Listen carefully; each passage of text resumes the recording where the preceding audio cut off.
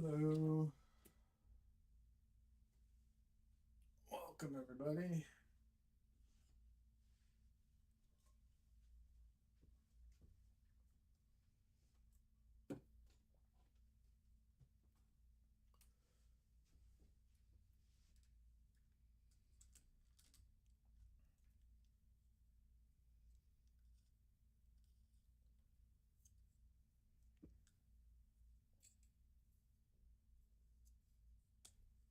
Yeah, I hate this thing.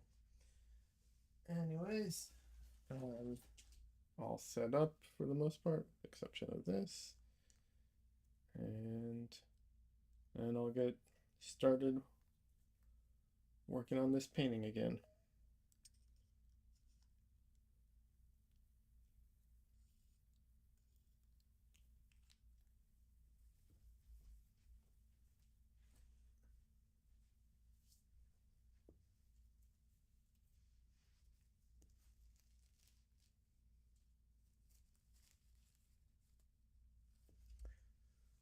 It's gonna drive me crazy. I had the playback running on the side, and yeah, seeing myself move a couple of seconds or whatever after I actually move is just off-putting.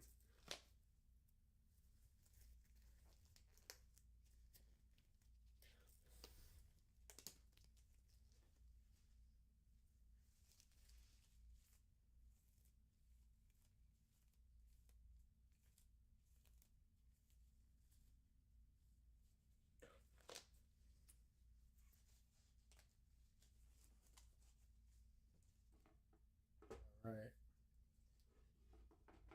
Need a bit more of the yellow ochre.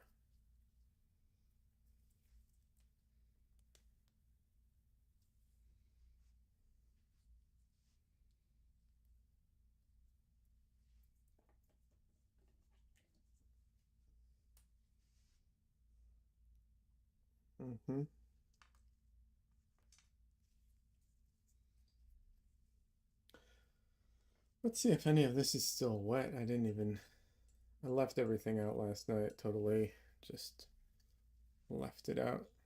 Okay. Hey, look at that. Everything looks pretty wet. That's great.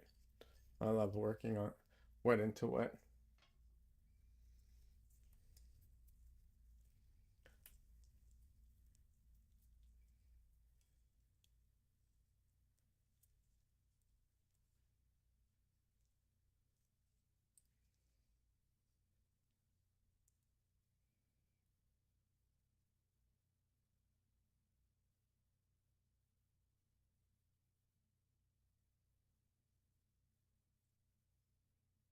All right, there we go.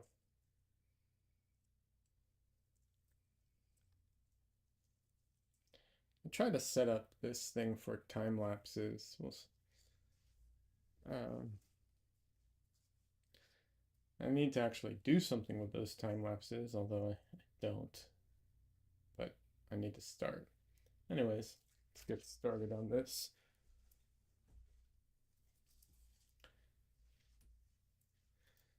So, um, I was kind of out of it yesterday, which, is what it is. So I'm going to fix some of the placement mistakes, and then keep keep going.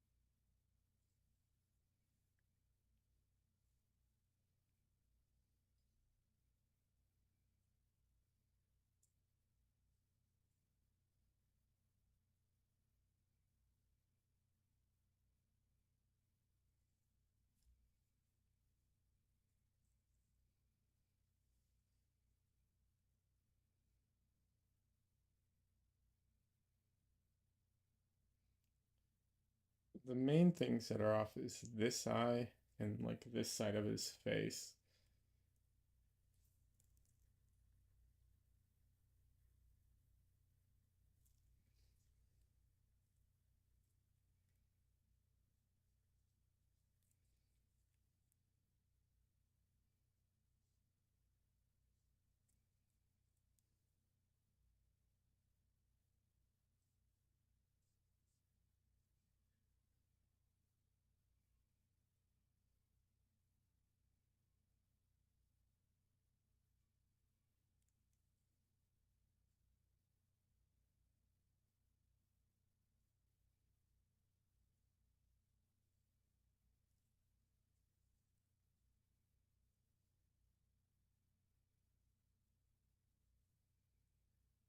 So in order to do this, these corrections, I just took a photo of my painting and loaded it into Photoshop and overlaid, um, you know, overlaid a filtered version of of the reference so that I can see where everything is. And that's about it. It's very simple. There's a lot of programs that can do that, and a lot of there are even some apps that can do that now for your phone. They're a little janky, the phone apps. I've yet to find one that like works really well, but yeah.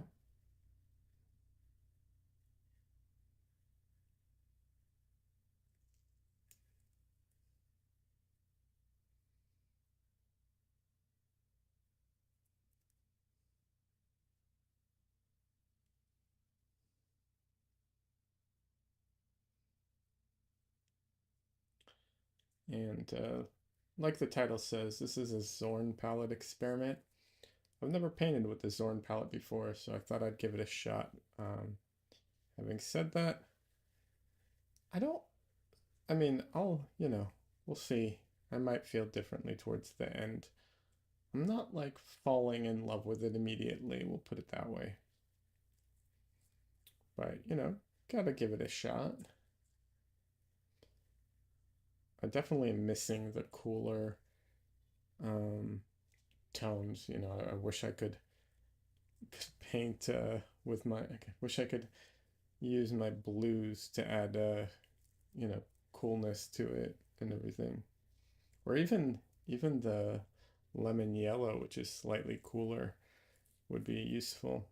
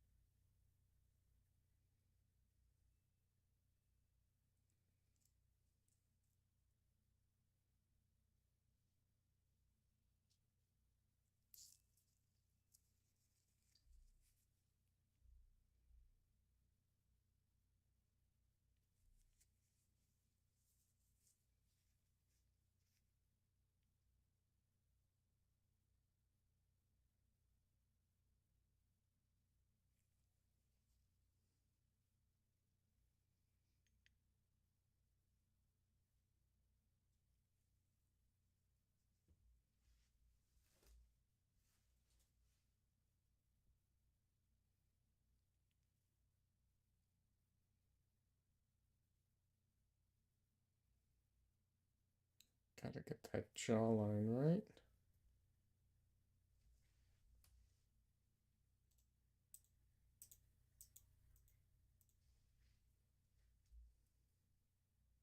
It's funny because I had the jawline right the first time, and then I thought something was wrong, and I tried to like fix it.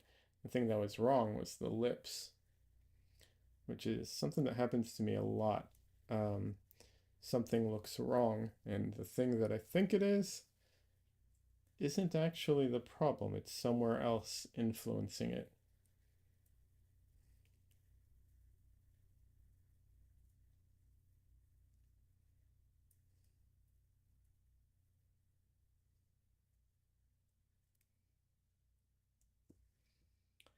So yeah, Otherwise, though, a lot of this is fairly accurate. This eye is a little off as well.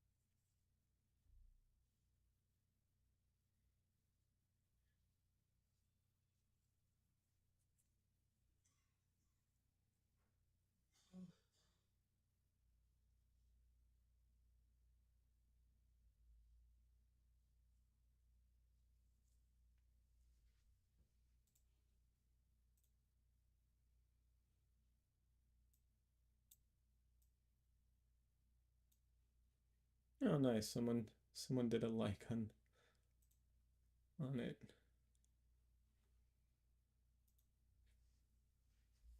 On my stream. That's nice.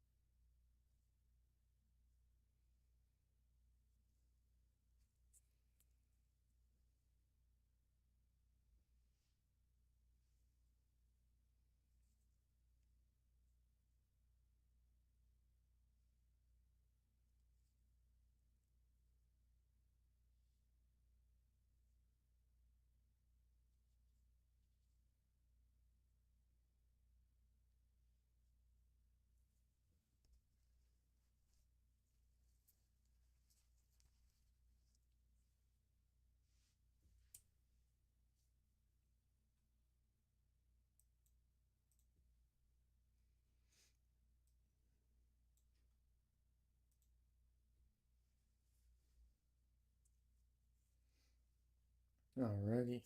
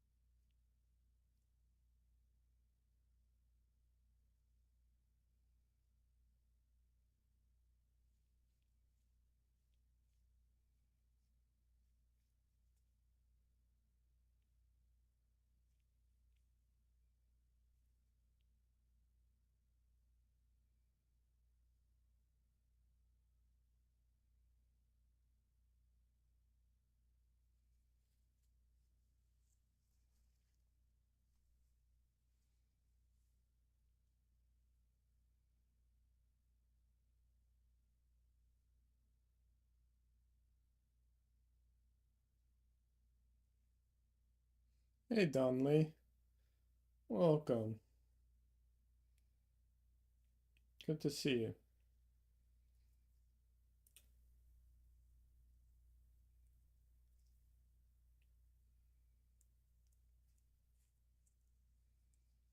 For those who don't know him, Donley is a friend of mine who streams on Twitch. Donleo, like his username here.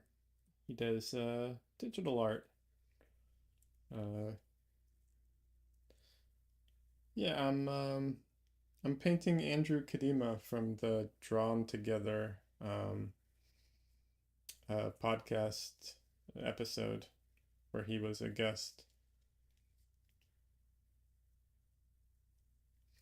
I'm trying to do it with the Zorn palette, so I'm not actually touching these colors right here. I'm just this one, this one, this one, and that. I've never done a painting with the Zorn palette, so I thought I'd give it a try.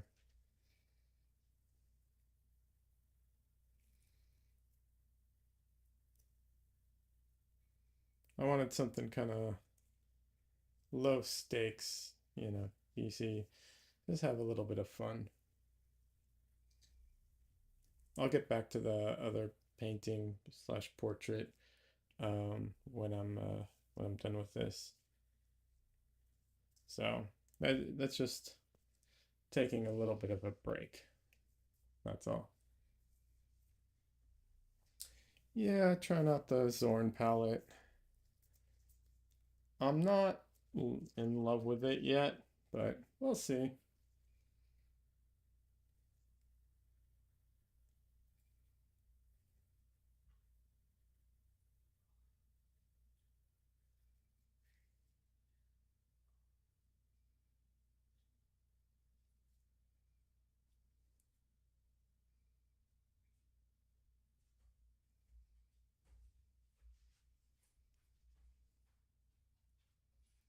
But yeah, otherwise, I don't know.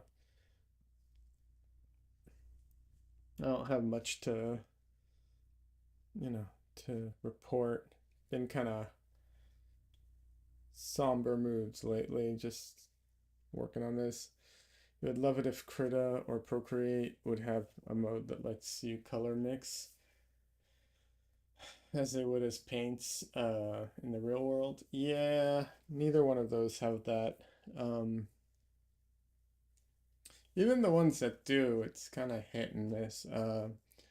What's it called? Uh, One second, I'll remember the name. Art Rage has a real color mixing, and so does I think Painter and trying to remember. There was another one recently that came out with real color mixing. Um, I can't remember who. Um, I've yet to see one that is honestly very convincing. Because like the Art Rage one kinda gets it right, but uh, just just kind of. It's not, great.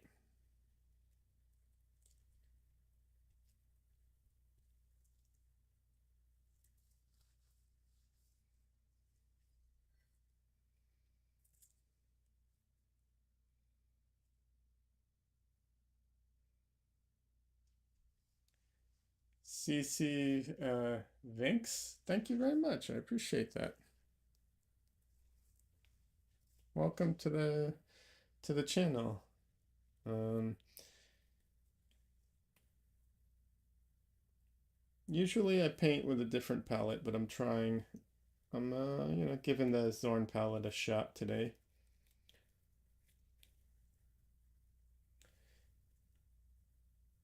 Clip Studio Paint might have it too now.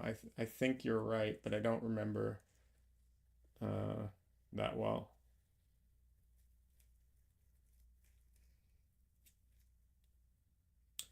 So yeah, this is I'm painting Andrew Kadima. He's an artist. He was on the Dylan Sarah YouTube channel, the Drawn Together podcast. Um, and he provided the reference for people to, draw together. So I couldn't do it live, so I'm doing it now. He's a really great painter, by the way. If you don't know his stuff, he's very popular online. He's really good. I highly recommend him. He does all these different challenges, like paint challenges or experiments where he'll like paint what's it called? He'll paint, with only two colors or something like that. And Kadima is an amazing painter as well. Yeah, he is. He and because he does all those challenges, I thought it would be fun to do one of my own. And the reason I thought about doing like two colors the way he does and stuff, but my normal palette is not that far off some of this stuff he does. It felt like it wouldn't be, I don't know, I didn't think it would be all that hard to adapt. So instead I thought I'd do something that I'd been meaning to do for a while, which is a Zorn palette. If you're familiar with it. If not, I'm happy to elaborate. Actually, I'll just elaborate anyways because even if you know what it is, someone else who's watching, either now or in the future, might not know what it is. So Andrew Zorn is a famous painter, and he had the Zorn palette, which he didn't even invent, so I'm not entirely sure why he gets credit for it. And he did paint with other colors, but it's a very limited palette of it's a white, a black, and then a red. The red keeps changing with what's available over time. I'm using CAD red light, um, and yellow ochre. That's it, yellow ochre. And it's a very limited condensed palette, so you have very few options.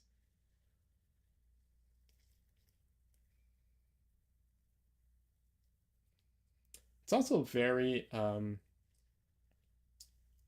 what's the word I'm looking for? Tonal heavy, which I'm not usually a very tonal heavy painter. Anyways, do you paint CC Vinks? Vink? Vinks. I'm not sure. Do you paint?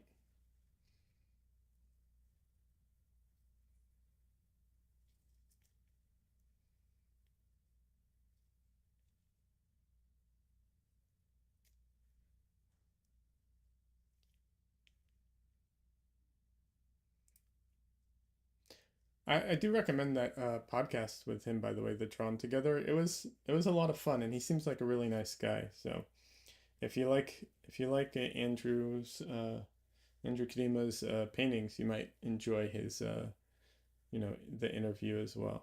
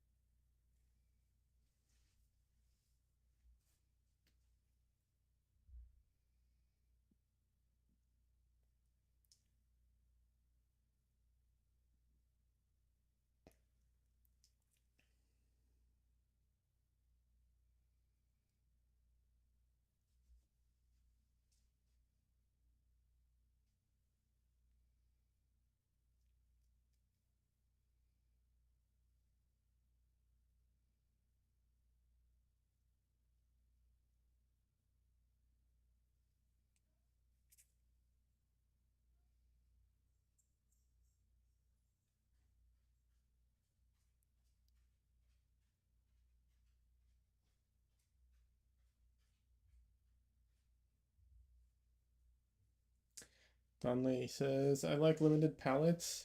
This may sound silly, but made some fun and nice drawings using only office highlighters. No, that doesn't sound silly at all. That sounds awesome. I did a painting with like fluorescent or neon paints. Uh, you know, it was very challenging to adapt, what uh, what you see into that limited high key colors and those intense colors. It was a lot of fun. I think that's really cool.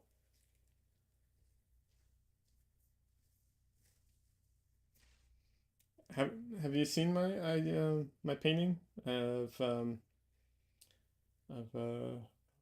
what's his name? Oh my God, I'm blanking on his name. Keanu Reeves. Yeah, I did a painting of Keanu Reeves in like neon colors. I will say this, the neon colors are not the best quality.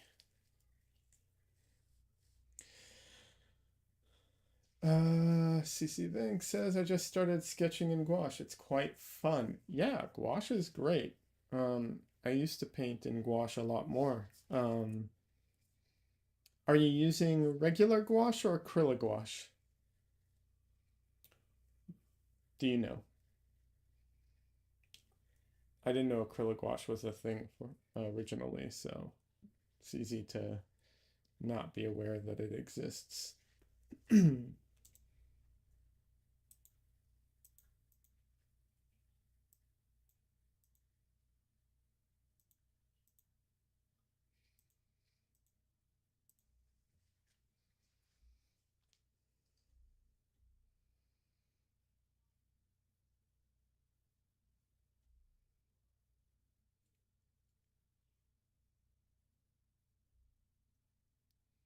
Yeah, gouache is a great medium.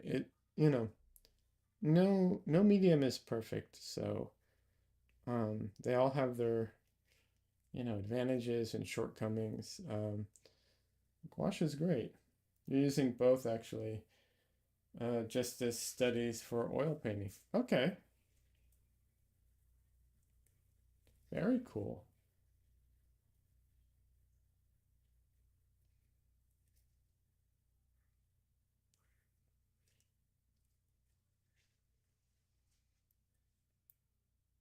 I don't really do studies of my for my paintings anymore.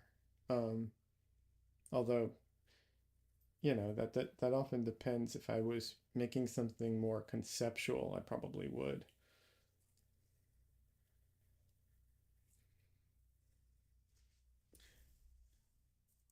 You're not sure if you've seen the Keanu Reeves painting.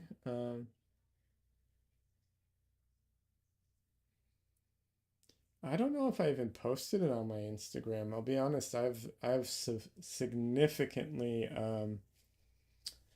uh, neglected my Instagram for quite a while.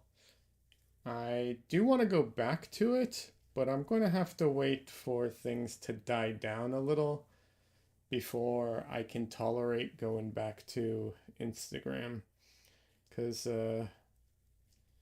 right now I'm kind of avoiding most social medias at the moment. Yeah, I was slacking for sure. Now I just can't tolerate it. I think people are so horrendously cruel and mean right now. I just can't deal with it, so I'm not going to. Because I'm not only can I not only does it not help me, it doesn't benefit anybody. It doesn't change anything, so just gonna leave it all alone for now and take a little bit of a break and get back to it in a little bit. Well, I'll be happy to show you the painting I was talking about. Just give me a minute.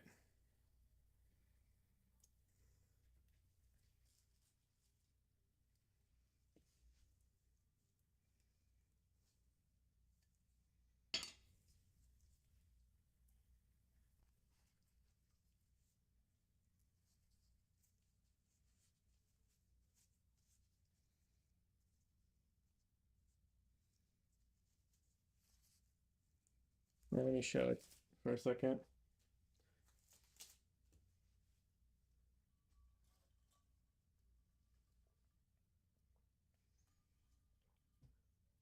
The oil paints that I used for this are not great quality. They're also not regular. They're alkyd paints, so they dry faster and they're kind of gummy get all gummy real fast. It's hard to see the exposure, but like here, this kind of, you can kind of see it.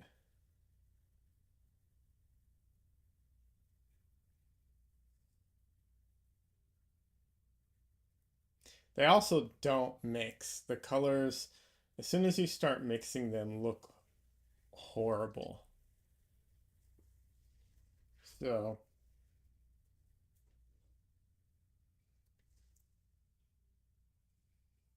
yeah.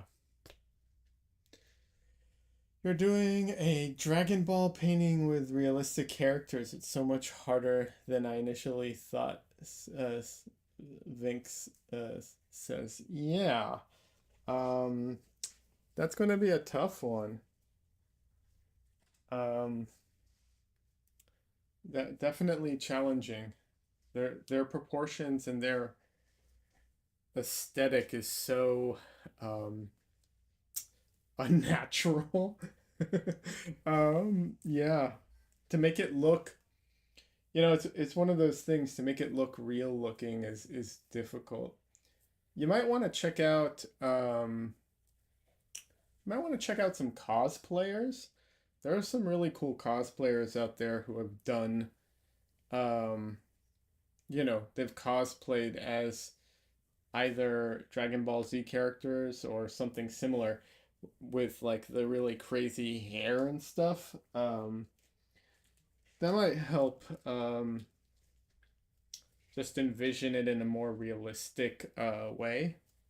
Like what does it look like in reality kind of thing. You know, just as an idea. Because yeah, they're everything about them is so not real. That's a really cool idea. It sounds really awesome. I hope it comes out really well.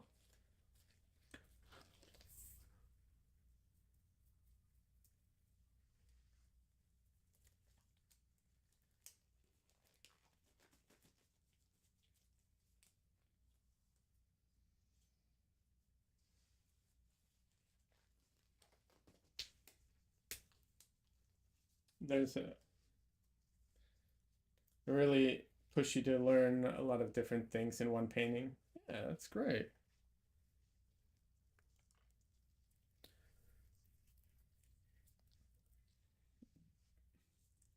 There also might be some statues of those characters that let you rotate them around. Like a sideshow or something. That might be useful as well as a way of getting to see the character from multiple angles.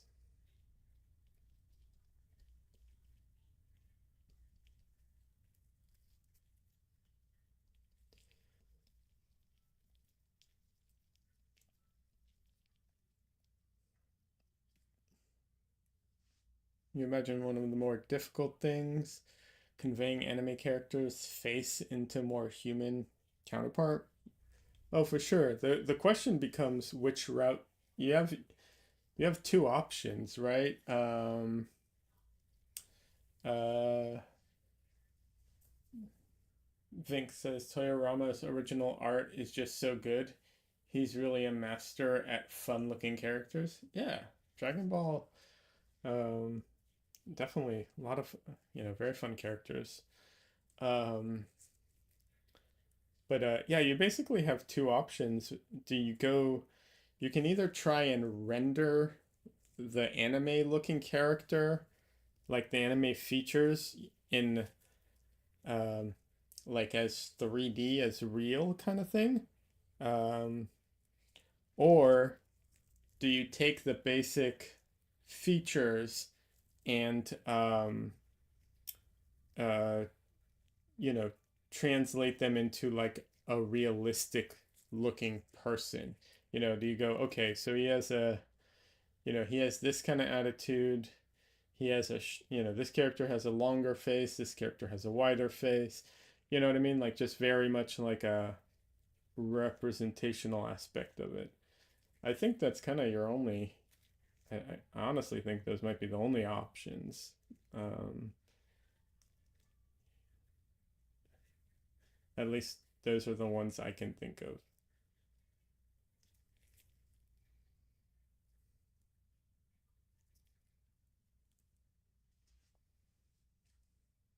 The human cartoon balance is the fun issue. You've never done it with paint before, so you're kind of in the lines then. Yeah, it's looking great right now. Thanks for the advice. Happy to. You're more than welcome to tag me or message me on Instagram or something like that when you're done. I'd love to see it. Just forgive me if I don't immediately remember names because I'm really bad with names in general, and often people have like different names or from across platforms. So I struggle with that. Just FYI, just heads up. I you know, but yeah, I'd love to see it.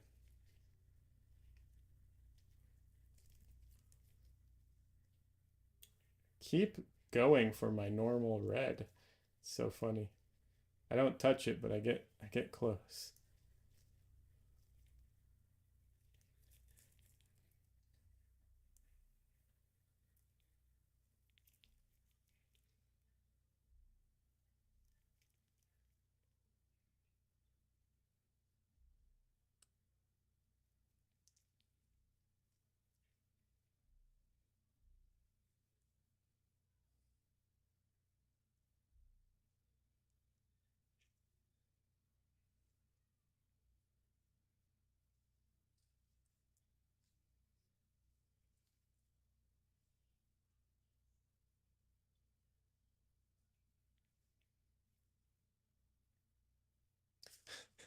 Every time I want to every time I want to access my blues, I'm just you know, uh, I don't know how to describe that feeling of like when you go to reach for something that's not there, that usually is there when you're so used to using it, and it's just not there right now. I can't get to it. It's so frustrating.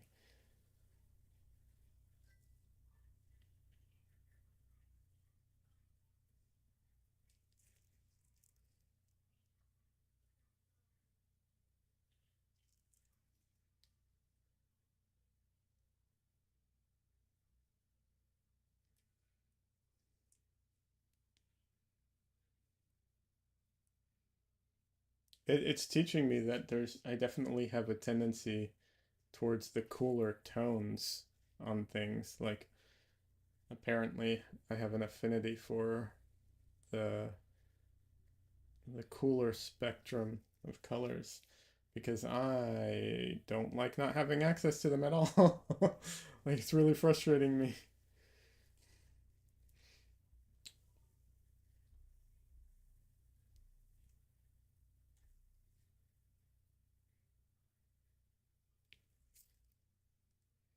I also realize I probably need to go heavier into the darks. I normally I tend to try and compress things a little more, but um I don't, I'm not saying I don't have the option of compressing it here, but the colors are going to compress it anyways, or the lack of color. So I should, I guess, take advantage of the value range that I do have instead of trying to compress my values like I normally tend to.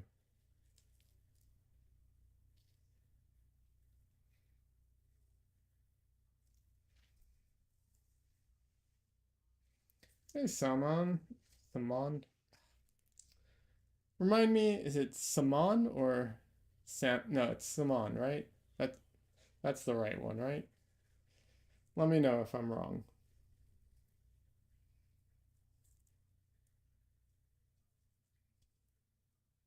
It's good to see you. Hope you're doing well.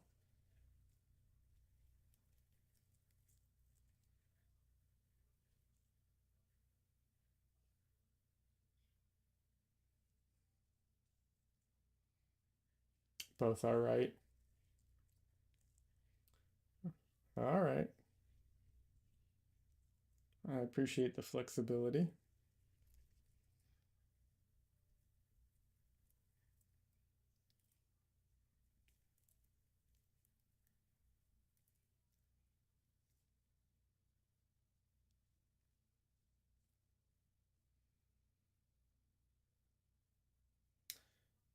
Uh, it's been rough. I'm not really going to get into it much, but it's been rough. Just trying to not think about certain things that I definitely can't do anything about and paint. That's kind of where I'm at right now. So happy to spend time with, you know, other people who are also fans of art and painting and, you know, do that.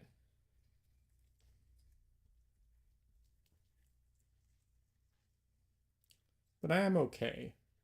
So thank you for asking or wishing it, whatever the right phrase is. But yeah, I'm all right.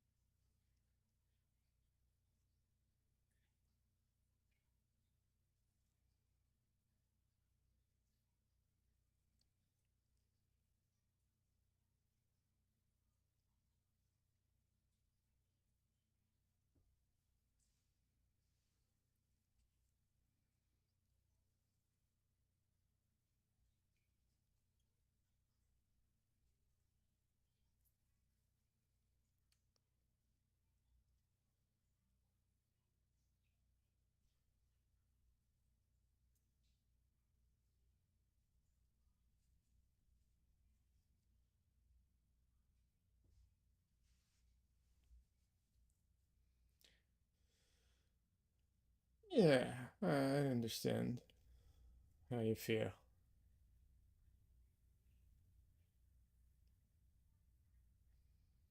I'm also taking a bit of a break from social media. People are just too vitriolic and mean, and lack any kind of nuance or empathy or understanding right now. Not in everybody, but enough people to make it unpleasant. So I'm just gonna stay away for a little bit.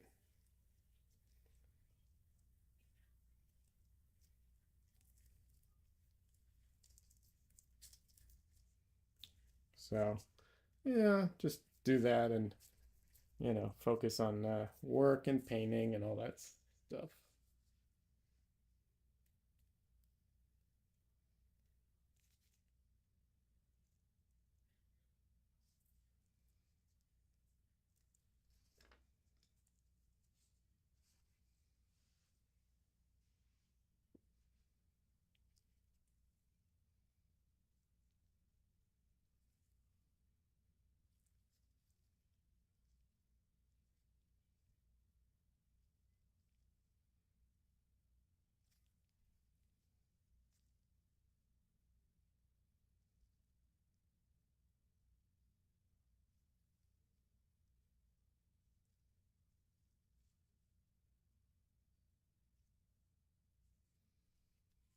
So yeah, today, like the title says, doing a Zorn palette experiment, trying it out, being frustrated with not having access to my blues.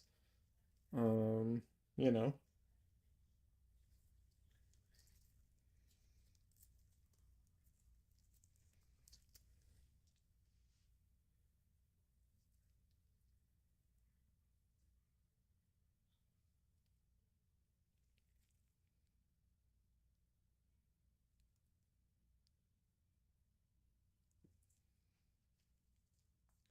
well, I'll tell you this. Wednesday, Wednesday night, I'll be streaming as well. My night, whatever that is for you.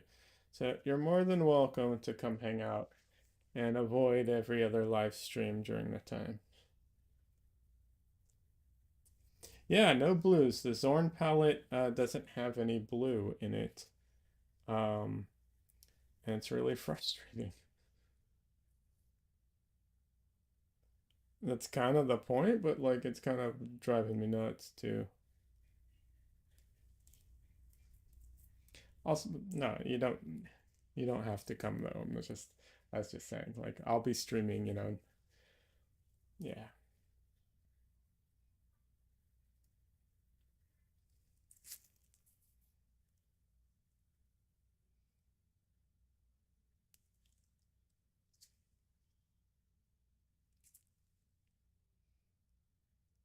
But yeah, the it has black and the black, when mixed with white in comparison is kind of the gray is kind of cool looking, and that's like your only blue that you have access to.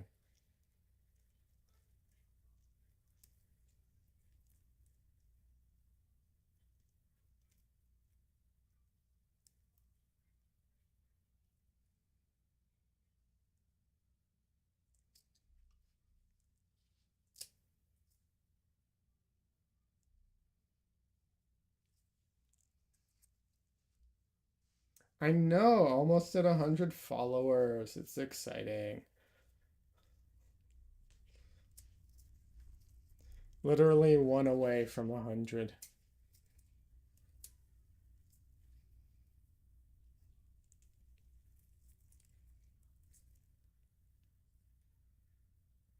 So if anybody's watching and lurking and you think, hey, this guy doesn't seem like a total asshole, um, you know, hit that subscribe button. uh,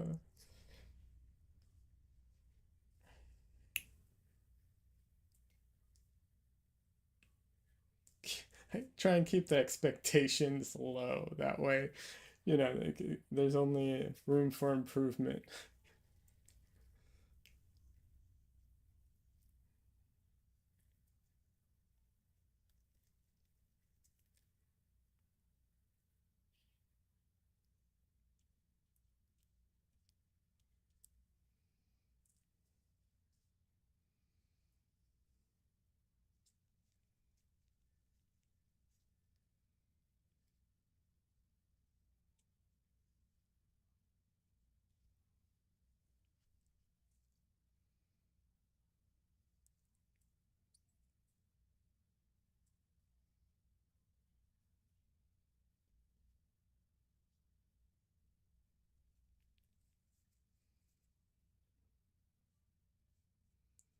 Oh yeah, I mean it's exciting. So oh, it worked. Refresh. It's at 100. Nice, awesome. Thank you to whoever just subscribed. Thank you very much. I appreciate it.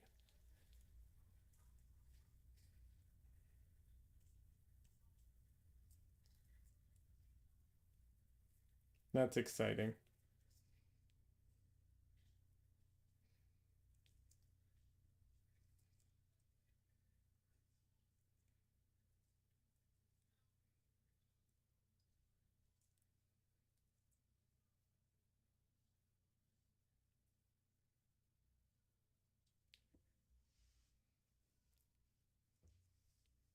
You know how the bigger YouTubers, when they get to like really huge numbers, they abbreviate it. So like someone has 5 million subscribers, it just says 5 with the M, right? Imagine if I thought it just meant 5. I'm like, oh, I'm just like one of the biggest YouTubers in the world. uh,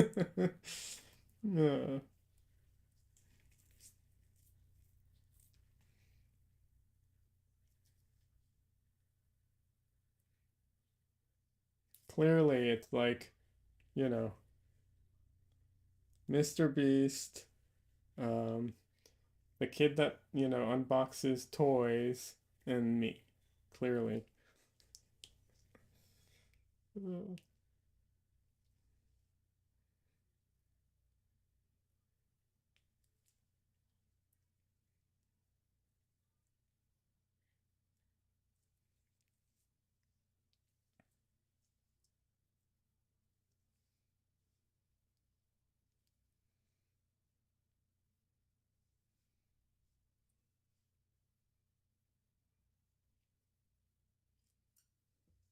most YouTube channels never uh, never make out of the 100 subs.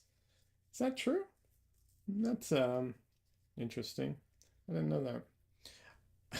You want to hear something crazy? And this is not a brag. Like, I'm not great at about bragging about myself, but this is really not me bragging. Um, I started streaming on Twitch at one point, and I was lucky. I before I started streaming on Twitch, I kind of got to know a few painters, and they were kind enough to shout me out when I was first starting and everything. And so I basically siphoned off people from their community into mine when they weren't online, right?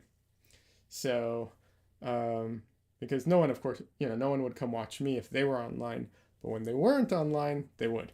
Um, and so I would sometimes stream to like, I would stream to between like, I think it was like 10 to 20 people on average, right? Sometimes it was no one, sometimes it was, 30, but it was around the like 15 average, right?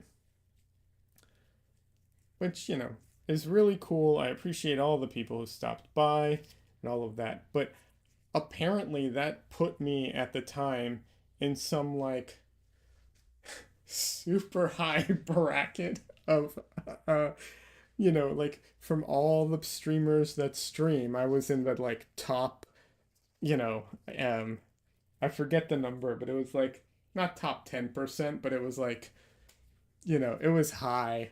Yeah, on Twitch that is a lot. Yeah, and it was really funny because it's a lot, but it's not a lot, but which is very very funny. It was really cool though. I that's where I met Don Lee. I met a lot of really cool people there. Uh uh yeah.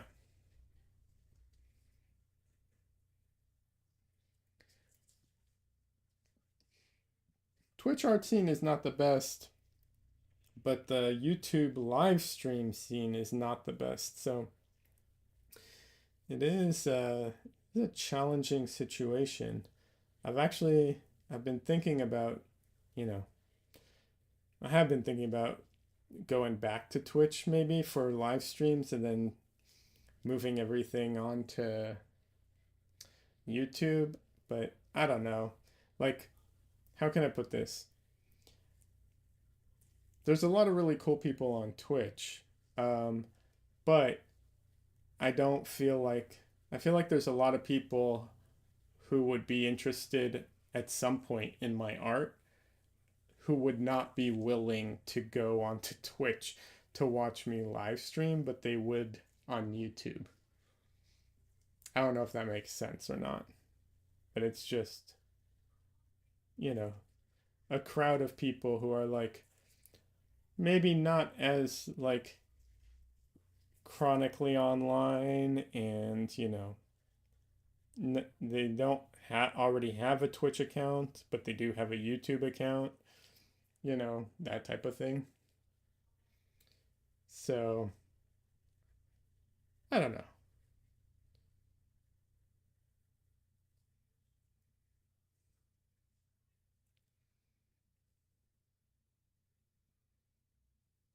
Like let me put it this way, okay? The way one way I could put it is like on Twitch, if I tell people to join my Discord, right? 98%, if not more, all know what Discord is and, and so on. Uh, I don't think that 98% of the people who will be interested in my art will necessarily know what Discord is, you know what I mean? No, you meant the creators. 99% of the people go to Twitch for games, or cheating on YouTube is more diverse because it's bigger. Oh yeah, I think you mean creating on YouTube. Yes, it absolutely is bigger. It's a bigger platform. It's just their streaming setup is not as like in some ways it's better than Twitch, as far as like it's infrastructure and capabilities, but the the they don't promote their live streams. There's no, it's a lot harder to catch them and so on.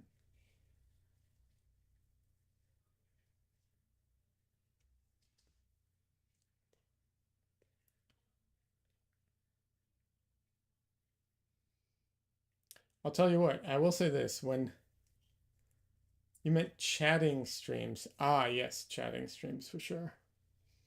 When I find the perfect platform, I'll definitely let you know. I don't know what it's going to be, but I'll definitely inform. I'll keep everyone up to date and sing its praise as soon as I figure out what it is. It's probably going to be Twitter streaming. Sorry, I mean X. X Live, because that doesn't sound like something else entirely. uh,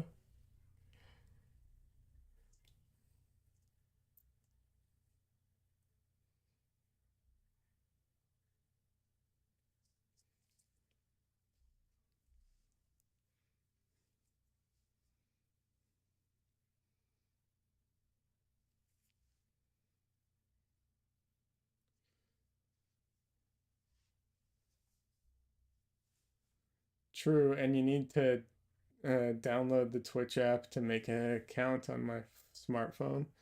Yeah, yeah, I'm not. I will not be.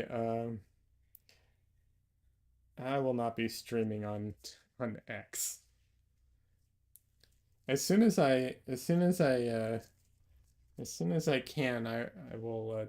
I'll be switching to one of the competitors and just delete X from my phone. Anyways, I hate that guy. I do not want to support him in any fashion.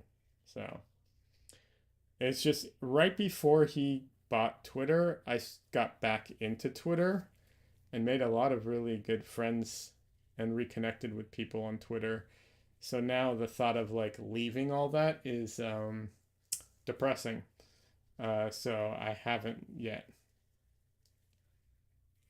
but yeah, I'm really not a fan of that guy.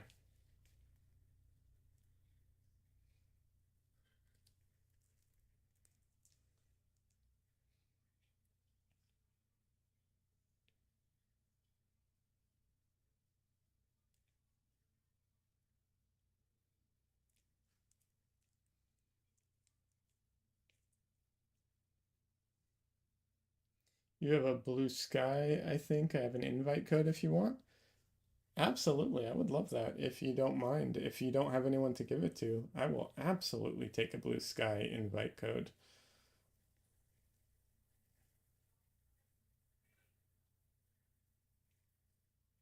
But I don't want to, you know, take it from you if you have someone who's, needs it. Because it'll be a while till I transition all the way, regardless, because it takes time.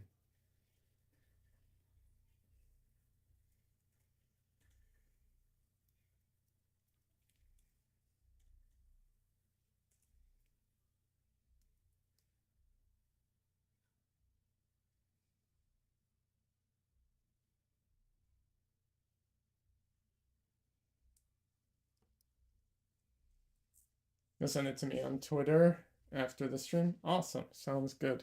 Thank you very much. I appreciate it.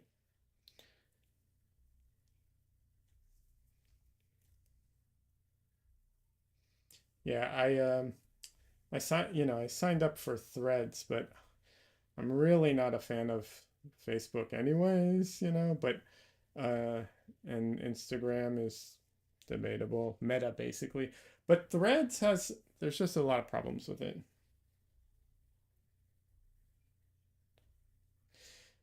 No, no, you're going to fit in. I don't think anyone else needs it.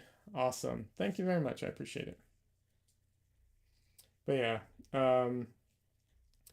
the one thing that I like about Twitter that existed before Elon even purchased it was they're more permissible um, policies on some things. Not, I'm not looking for everything, but some things because man, it sucks that like even paintings get flagged for like nudity, Uh it's stuff like that where I'm just like, come on. Um yeah.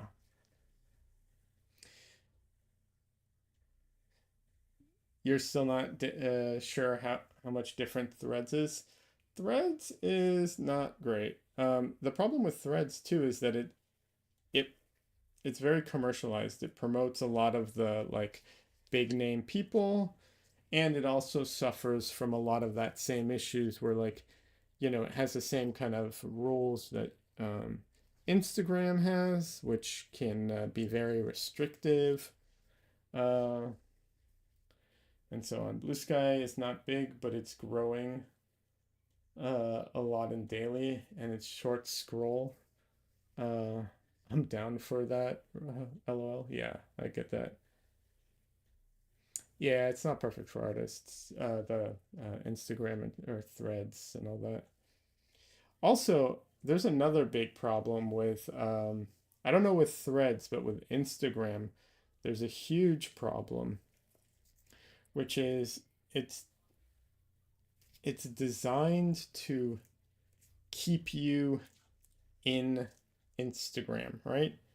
It is not friendly for anyone who is looking to, um, send people anywhere else. So if you are like, here's a link to my GoFundMe, it's hard to get to. If here's a link to my store, it's hard to get to.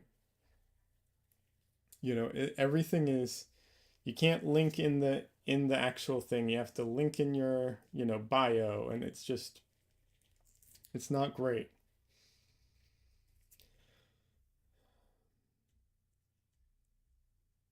So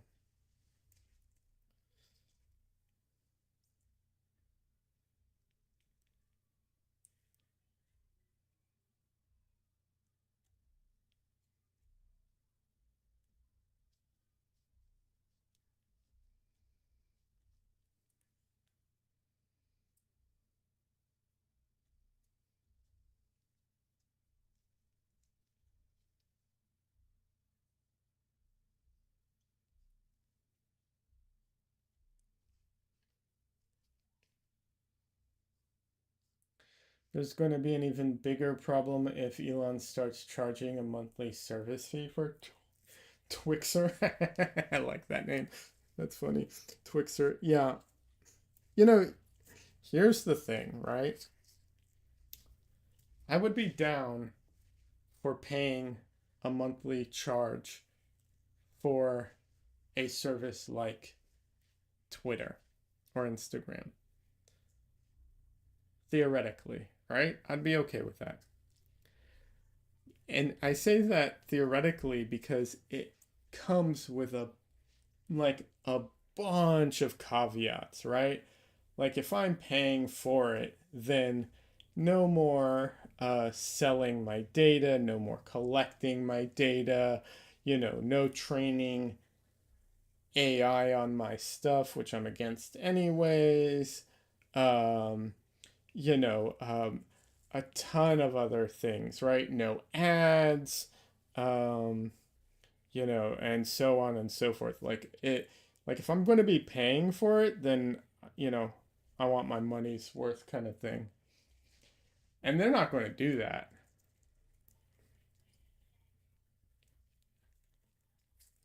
So even though I theoretically could see myself being okay with something like that, yeah, they're not going to make it worth it for sure.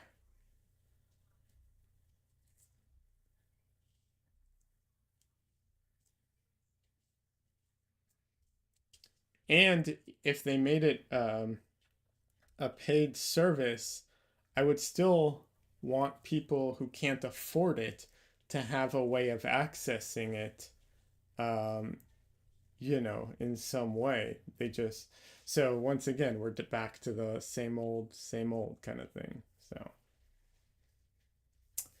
yeah, I can't see uh, Muskie making it, you know, paid access and worthwhile.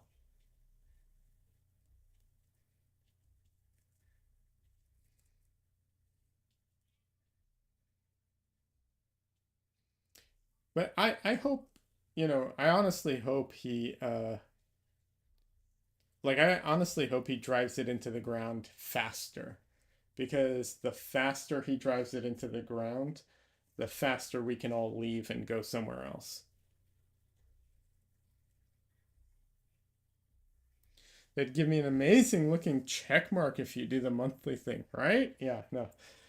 Thanks, Donley. I'm good. I'm good.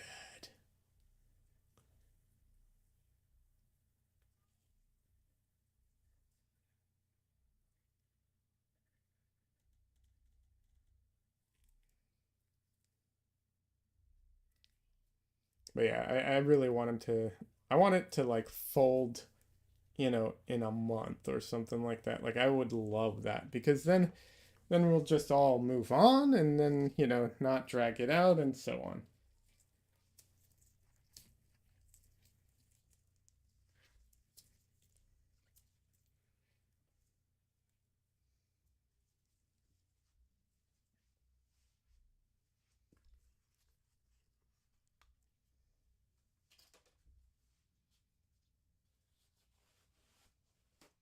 Yeah, a lot of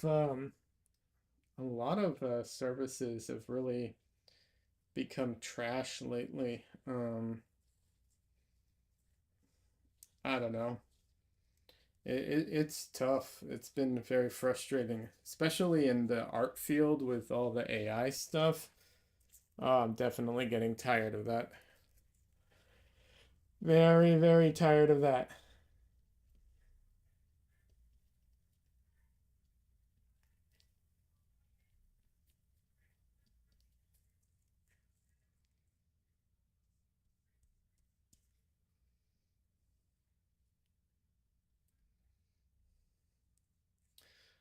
Yeah, I'm not going to really get into it, because I'm tired of it. Like I just don't want to constantly get into it. But it is frustrating and exhausting.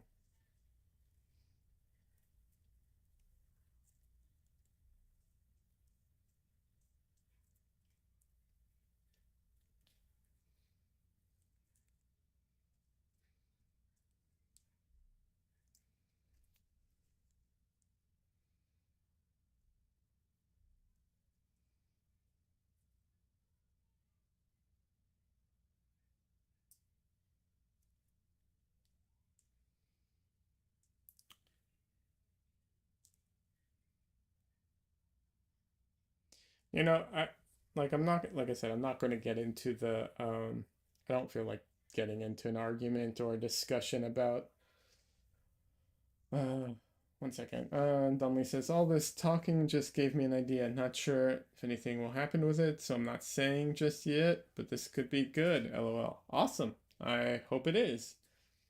That would be great. I don't know what you're thinking of, but I hope it's great. And yeah, don't share. Don't share. Keep it close, and just, you know, give it a shot and then see, then share. Um, I have some ideas like that too recently, where I have some ideas for um, online like content I want to make, and it's an we'll see if I can ever get to it. I would love to. I think it'll be a lot of fun, but we'll see.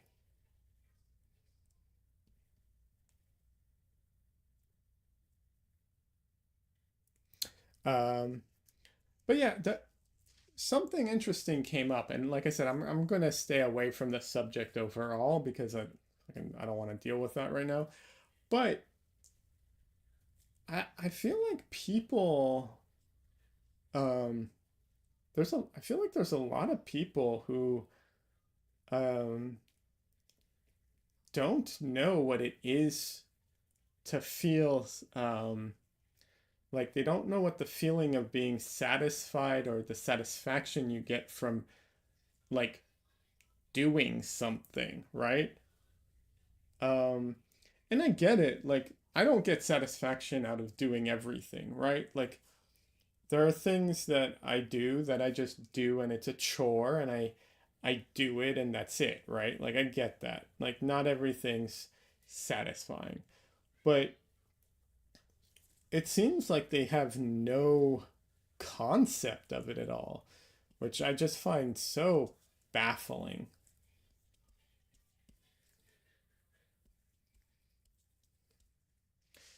And to take it to like Twitter, not Twitter, like to Twitch as an example, like I've watched some people play games, right? I don't watch a lot of people play games. It's not just not my thing. I don't usually enjoy it, but I've watched some people and I've enjoyed it. But I don't enjoy it the same way in any way, that I enjoy playing the game. I enjoyed it for other reasons. Either the person who was making the content is funny or silly, or they had good commentary, or a host of other things, whatever it might be. Um, but yeah, I don't know. People seem to like not even understand the satisfaction you get from making something on your own.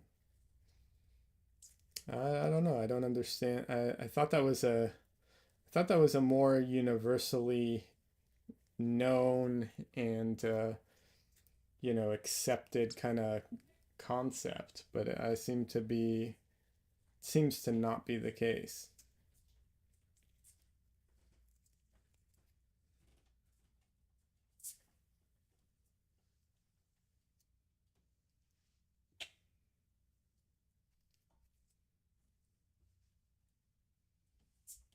You're going to bed? Excuse me for a second.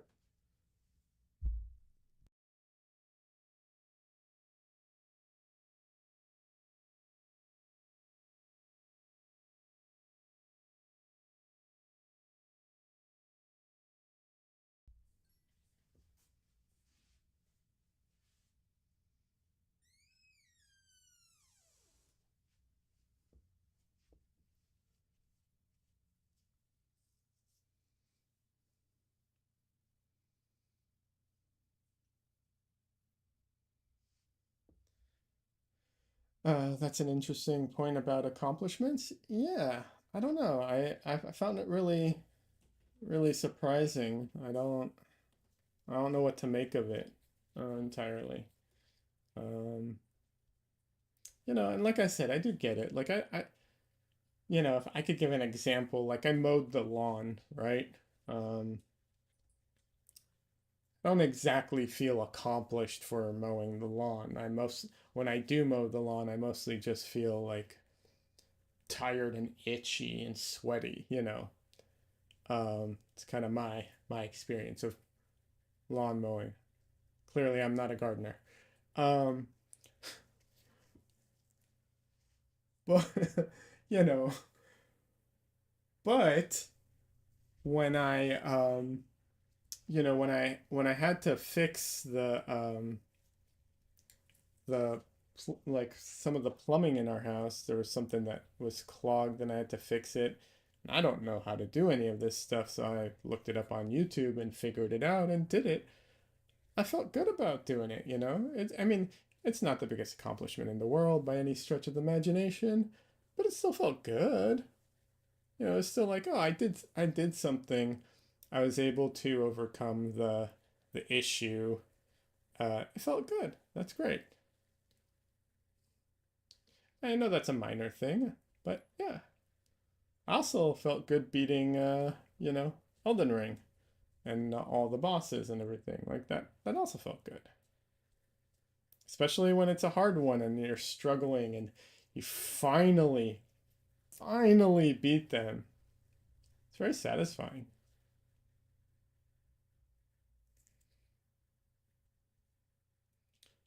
that's what I mean. Like when I watch other people play video games, you know, I don't get that kind of satisfaction out of it. It's a different enjoyment.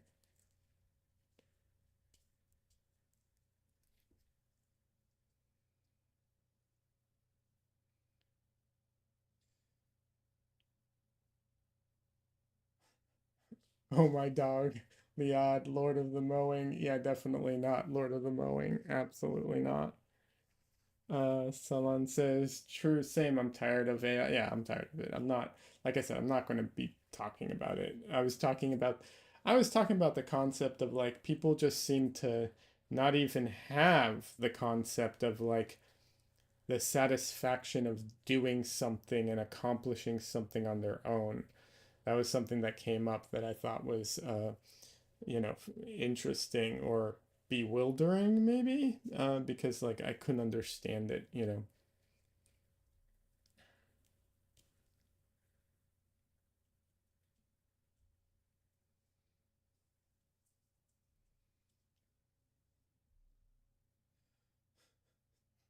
Don Leo says, LOL, shoot, Twitch has me trained. I just typed in the text command for the Twitch emote of a dog with its mouth open.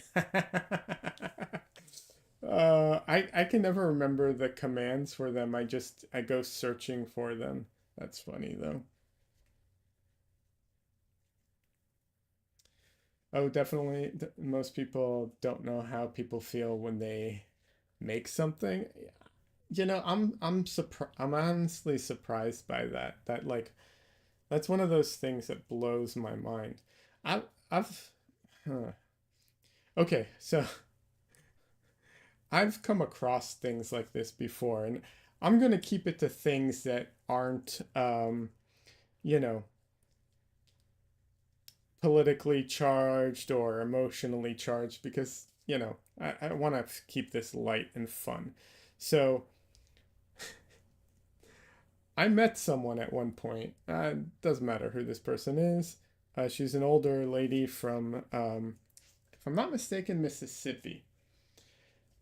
And she thought I was a very strange person, being a vegan and all. Um, you know, which I'm like, I don't need to be a vegan to be a strange person. I'm just kind of strange. That's fine. But I am vegan. And she thought my vegan cooking was very strange and that I eat very, very strange things. And one time she made that comment about it, like, oh, I don't know what you're making over there, kind of thing. About like, you know, I'm like, oh, I'm just making some white rice right now. I was making white rice in a pot, you know, very standard. Take a pot, put rice in it, water, boil, and then you know, simmer with the lid on after it boils. Very basic, basic thing. And she said, oh, that's how you make rice?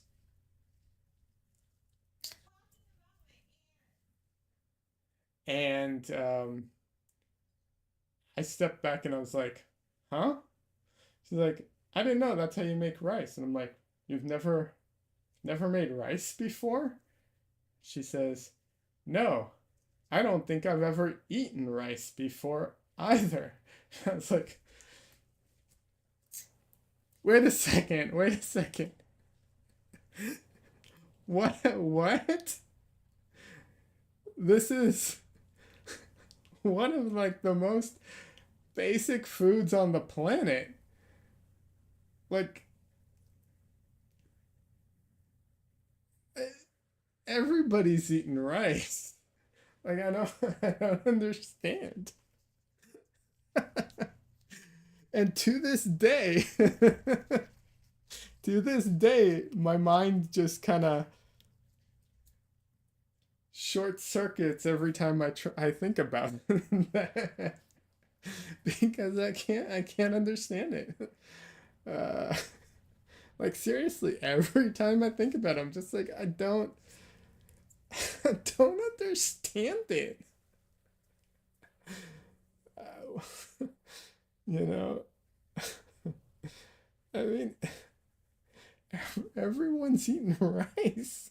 Like, I mean, okay, sure, not every single person in the world. I'm sure there are like, extreme cases, but like, everyone's eating rice. It still gets me. Yeah.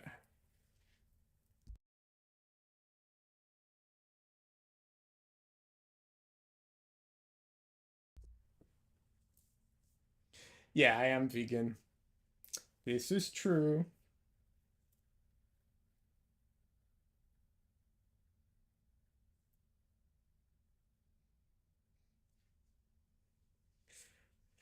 Don Lee says, I wish I could convey my complete confounded brain right now with an emote or something. Yeah, yes, I agree. Uh, you guess that skull is pretty good, yeah. Um, Salman says, rice is good. I eat it like every day. Yeah, I mean, once again, it's like, it's one of those things where it's like, yeah, and even if you don't like rice, like,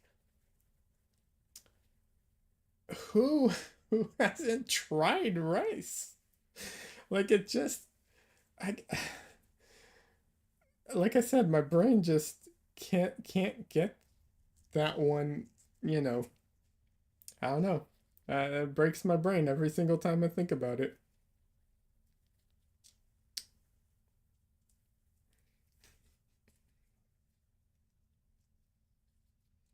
But yeah, I'm trying to think of other instances where stuff like that has happened to me. Um, but yeah, that one always stands out in my mind.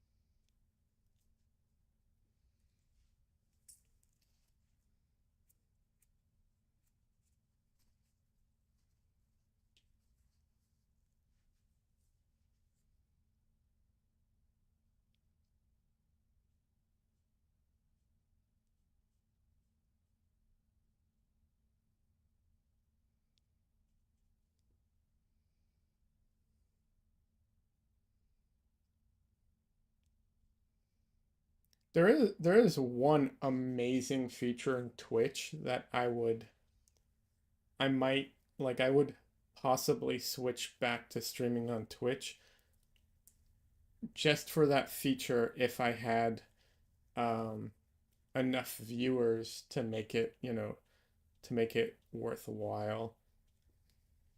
Um and that's the guest host feature. I think that's a killer feature where you can have up to a certain amount of people like just join your stream with their own Twitch account and their own stream. That would be, to me, that would be great, especially for like a critique and art critique and what's it called? Like live tutoring for someone, but on stream. I would love that. You can do it through Discord, but if you do it through Discord, like on YouTube, it's not the same because you have to set it up in advance and you're taking on as the streamer more risk. Um, that the person will, you're at risk if the person doesn't behave, properly. So it's not the same.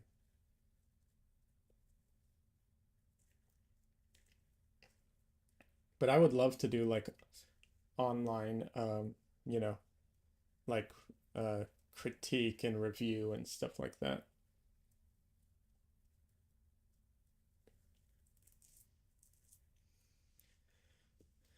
Aaron Blaze does a simultaneous live stream to Twitch and YouTube. Yeah, I've heard negative things about that in general, not Aaron Blaze specific. Um, although I've lost a lot of respect for him personally, but yeah. But yeah, I've heard a lot of negative things about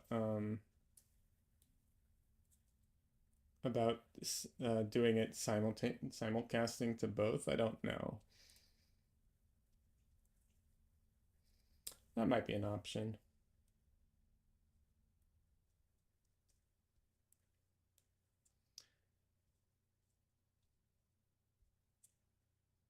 I'll figure it out eventually.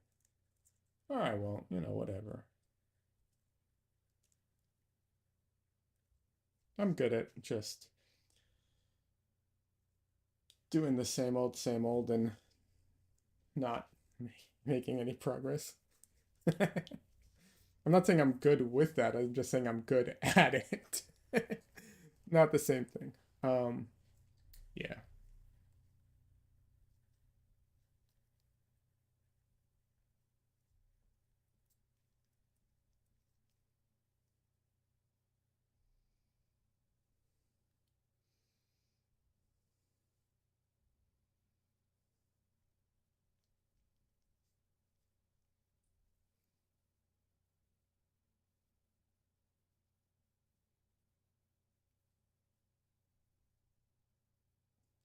Keep I keep getting this close to my red. Like I keep to my quinacridone rose. Like I keep almost dipping into it.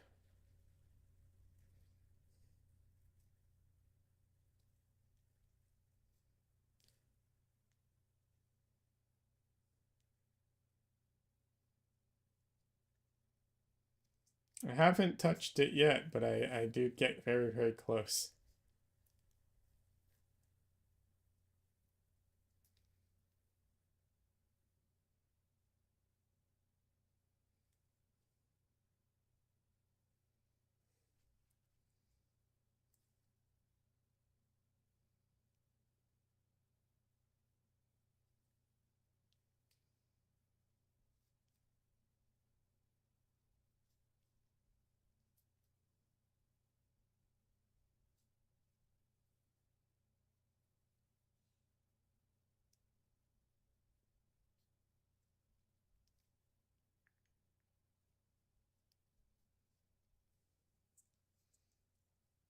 And habits, like muscle memory habits, die out so hard sometimes. When I used to go do conventions, I used to do comic book conventions, and I would do commissions at the convention. Um, quick commissions at the artist table. Um, and At one point, I was all digital, but uh, I was doing commissions that were traditional, sketches and stuff like that. And I would hit the Control Z on the table constantly. Like my hand kept trying to hit that damn Control Z, even though I'm, drawing on paper. Yeah, rough. Little Red draws does a simulcast to TikTok and Twitch. Not sure what she uses to stream it though. Huh. I would assume if you're gonna do TikTok and Twitch that like the way I have it set up, I have a camera up here for Twitch. Oh, I mean for YouTube, and then I'm using my phone to record time lapse. But you could just as easily set it up for TikTok. Been there, IRL Control C. Yeah, yeah. I also did the not the opposite, but a similar thing um with my iPad when I went sketching with my iPad once, and I erased and I did the little eraser shaver flick that that you do to get rid of the eraser after you erase. I did that on my iPad. Uh, I laughed at myself. It was pretty funny.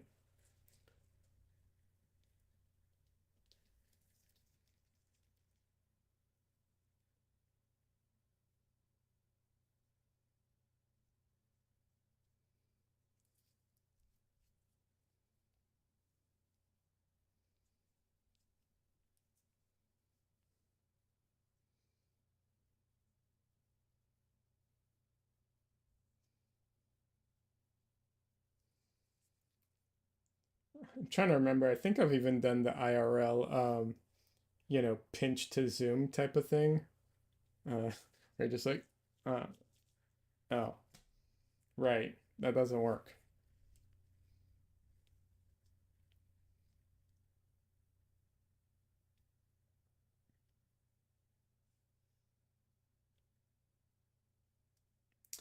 Or the other one that's funny. Have you ever have you ever been drawing on your iPad and turned it to turn the paper? It auto corrects. You can't turn it. Oh, it's so stupid.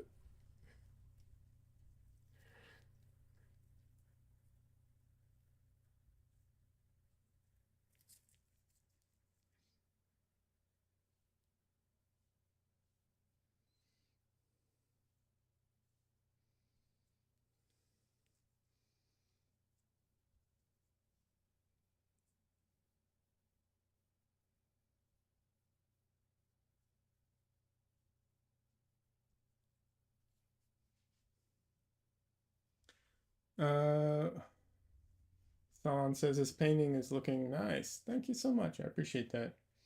Dunley says, when I was transitioning from pencil to digital, you caught yourself multiple times brushing imaginary eraser crumbs from your drawing pad. Yeah. Yeah. I think it's a very common thing. I've talked to other artists and they all like have basically the same thing. It's we're so, muscle memory is what it is. I I'll tell you this. This is a less extreme version of that. Um, but when I've had to switch between a lot of different programs a lot of times, and oh my God, muscle memory from one program to the next is can be very disruptive because one command in one program is not the same in the other, and it can really mess you up. And that happens all the time. That's why people like take a lot of time to make it just right kind of thing. But yeah.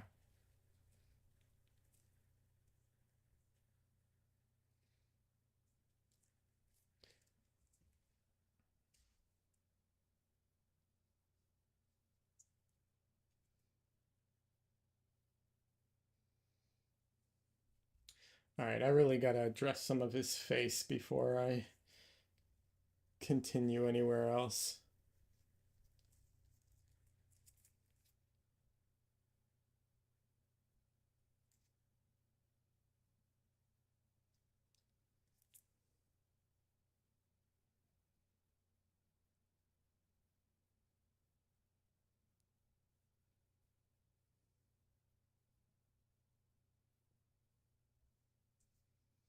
When evaluating his face, no shame to Andrew at all, but he's got surprisingly pink lips in this photo. That's not that's just an observation. It's just a funny one because usually what happens when people paint lips is we have this thought process and we think, oh, lips are pink, so we're going to paint them pink. And they're usually a little pinker than your regular skin um, for, Caucasian people specifically. Um, for, people with other skin types, it varies depending on different things. But his look like pretty pink.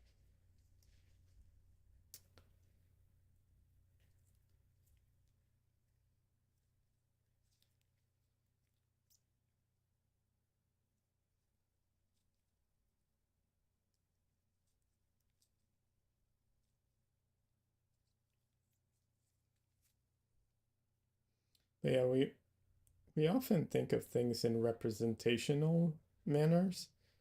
Um, and it's one of the biggest challenges of painting is not just painting the representation of it because we do it automatically. Our brains fill in everything, and we just you know just automatically do it. Um, so yeah,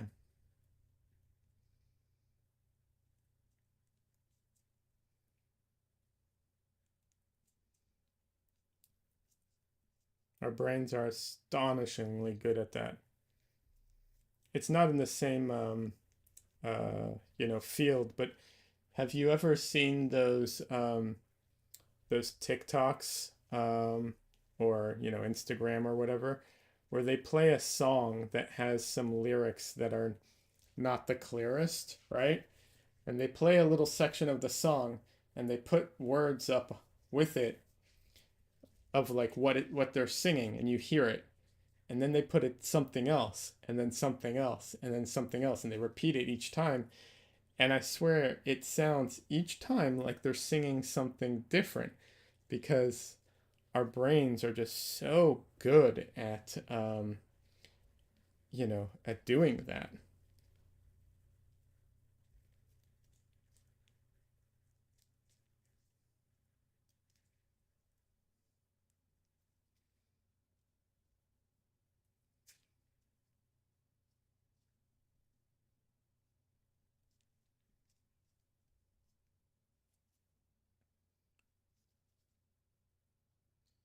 It's crazy how good our brains are at just filling in things.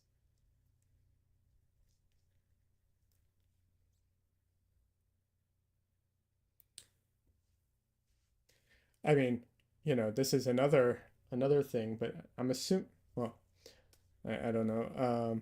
I know a lot of people are familiar with this. We all have a blind spot in each eye where we can't, like the name implies, it's a blind spot. We can't see out of it. Um, but your brain just fills it in for you, so you don't have to think about it.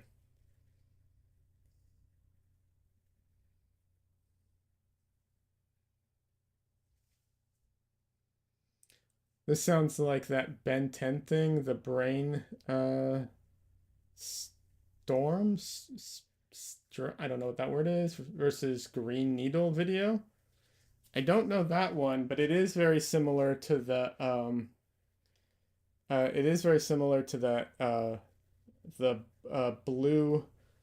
blue and black dress and the gold and white dress. It's that whole thing.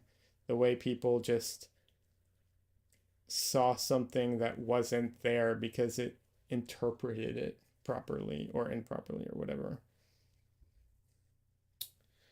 Storm. So the brainstorm versus green needle video. I don't know that one.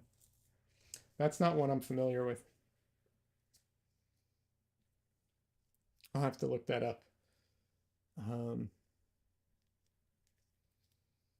yeah, right, Don Lee. The blind spot thing is wild. Well, if on the same vein, that for a certain amount of time during the day, um, uh, our eyes are or we are blind essentially. Ben 10 was a cool cartoon. It was a cool cartoon.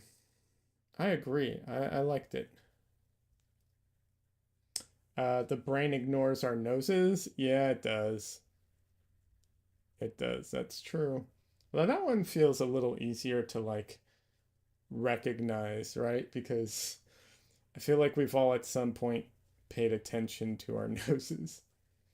But yeah, we all are actually part blind for a certain amount of seconds throughout the day, if not up to a couple minutes. I don't remember how much it ends up being. And the reason that happens is when your eyes move rapidly from one point to another, which they do a lot, um, it can cause motion sickness. That's why when you watch certain movies, some people get motion sickness type of thing. Um, so to to deal with that, your brain just cuts out the feed for for a fraction of a second. Um, you know, and just kind of fills it in for you so you don't notice it, and then continues on its way. It's just such a crazy thing.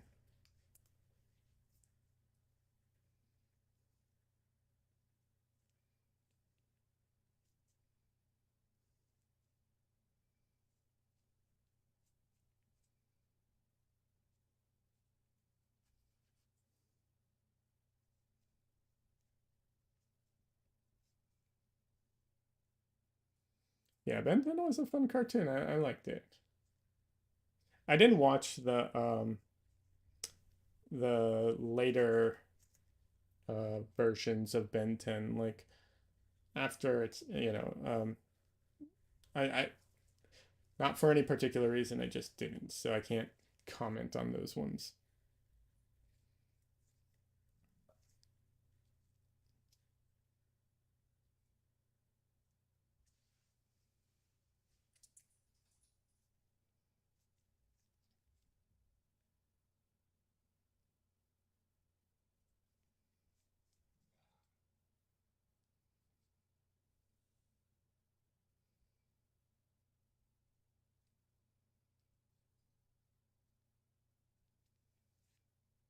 I was also a huge fan of the Avatar, The Last Airbender. That was such a good series.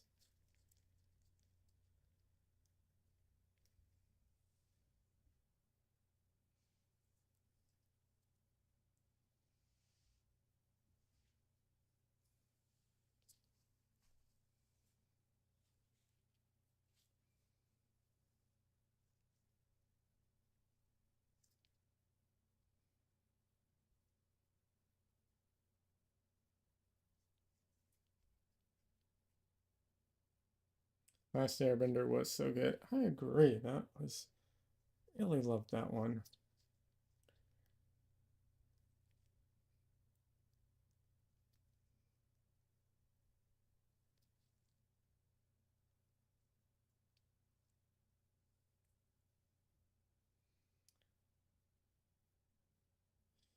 You watched until Ben 10 Ultimate. You stopped when they turned it into a kids show. Oh, fair enough. You think you heard something about a reboot of the Last Airbender? Oof, that would be rough. Oh my God. You know how when someone's about to do something really stupid and you're like, abort, abort, do not, do not do this. This is a bad idea. Yeah. How I feel about someone doing The Last Airbender. I'm not saying it can't be done. Like, don't get me wrong. I'm not gonna say it's impossible, but like, talk about an uphill battle for a property like that. Yeah.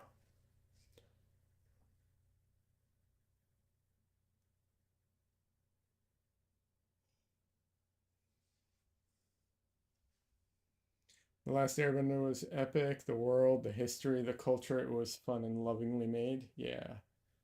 Donnelly says, oh, sorry, not a reboot, but maybe a continuation. It's the original guys, you think? Interesting. It's interesting. Korra. Korra wasn't my favorite. Um, but there was a lot of good things in it. It was really well made in a lot of ways. The animation was top tier. Um, there's a lot of really good things in Korra. Um,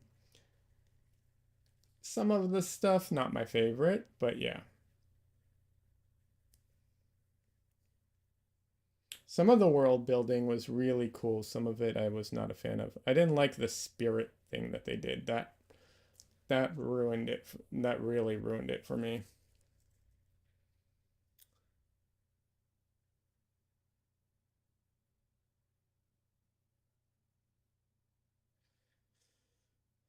I guess we won't know what the airbender thing is until we see it though. Yeah.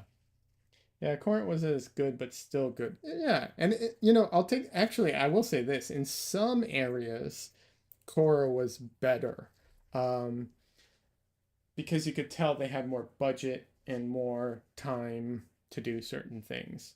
Uh, but yeah, and technology had improved, so some of the things was a little better. Yeah, wasn't there talk about a Netflix live action Airbender? I think there was, but I don't know if that ever went anywhere. God, I hope it didn't. Actually, I take that back. I've heard good things about. Take that back. I've heard really good things about uh, One Piece live action. I haven't watched it. I'm still I'm still catching up on One Piece the anime. I took a short break from that, but I think I'm actually going to be getting back to it now because now's a good time to get back to it. Yeah.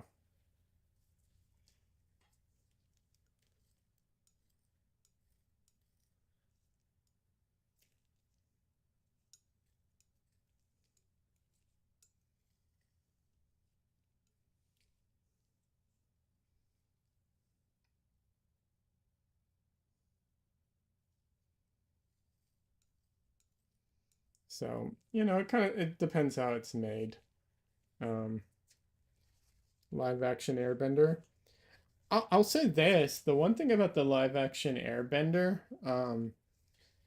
it actually, if you think about it, like if you think about it, from a technical point and from a story point, is probably one of the easiest um, animes to convert uh, to to live action because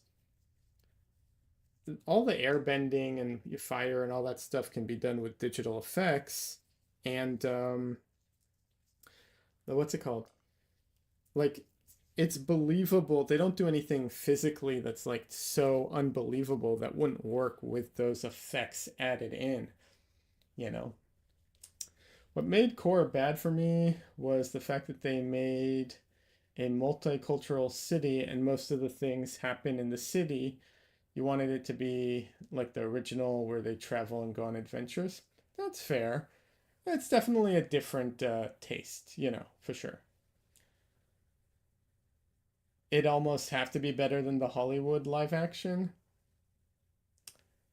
It'd be really hard to make it, worse. Really, really hard. Yeah, for sure. Without a doubt. But like the thing I go back to all the time is have if any of you have seen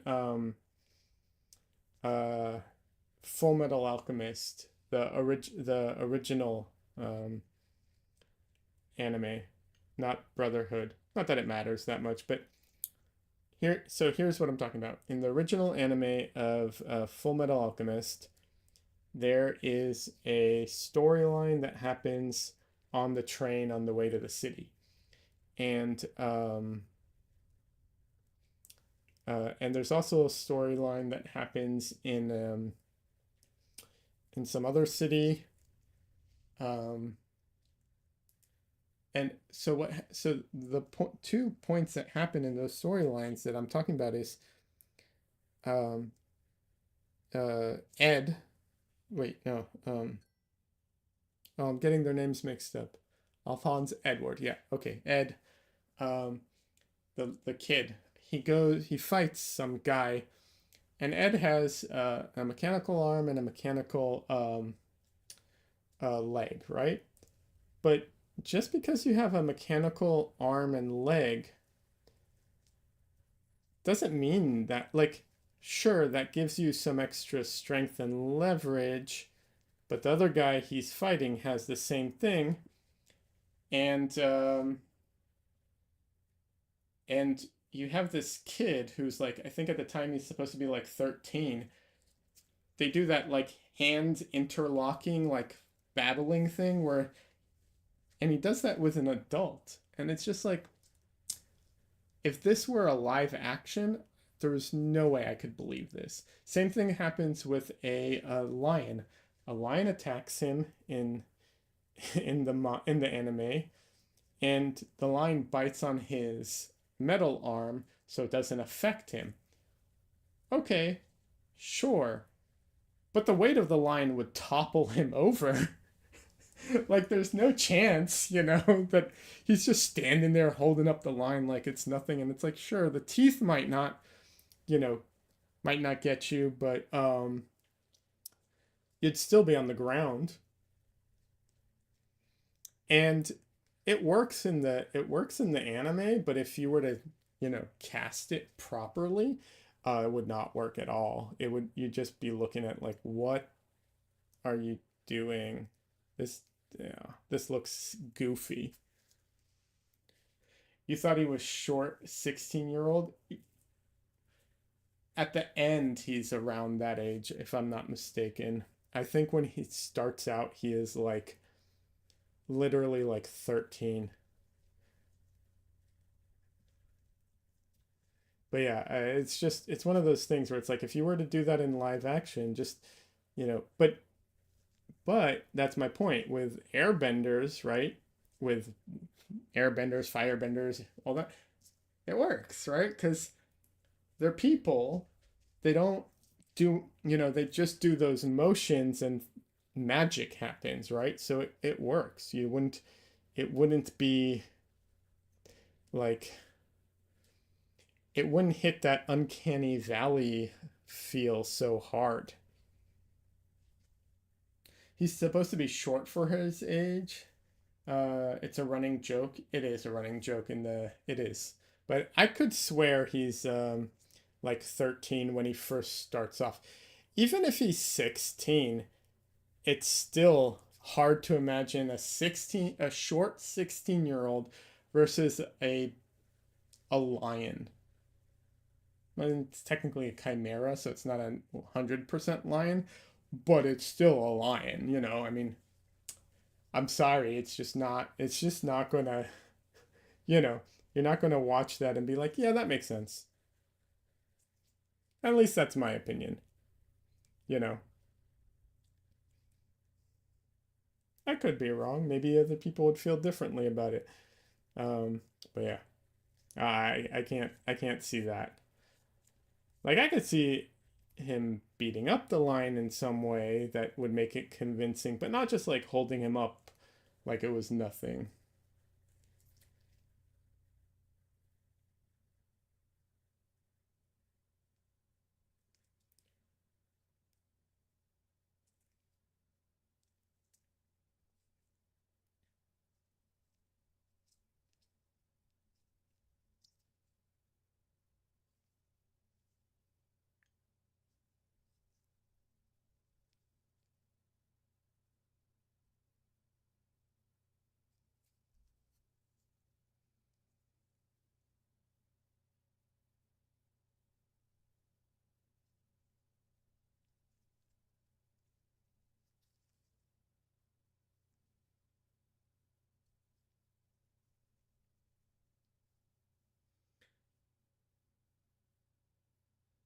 The other joke is everybody thinks his little brother is the Full Metal Alchemist. Yes, because he's wearing a full thing of armor.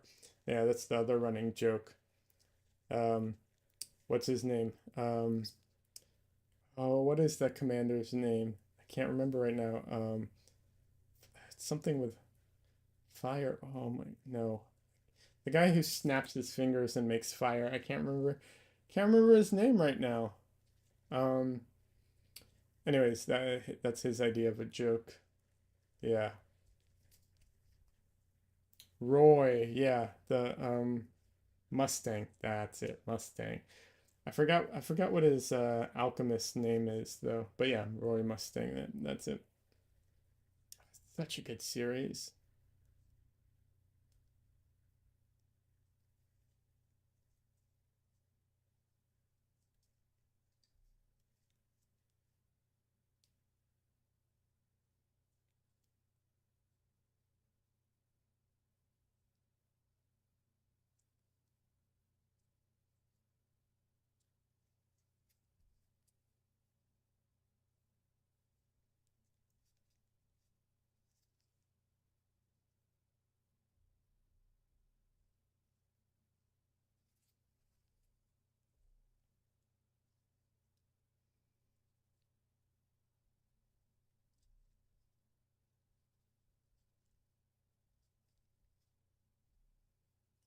The Flame Alchemist. Yeah, that was it.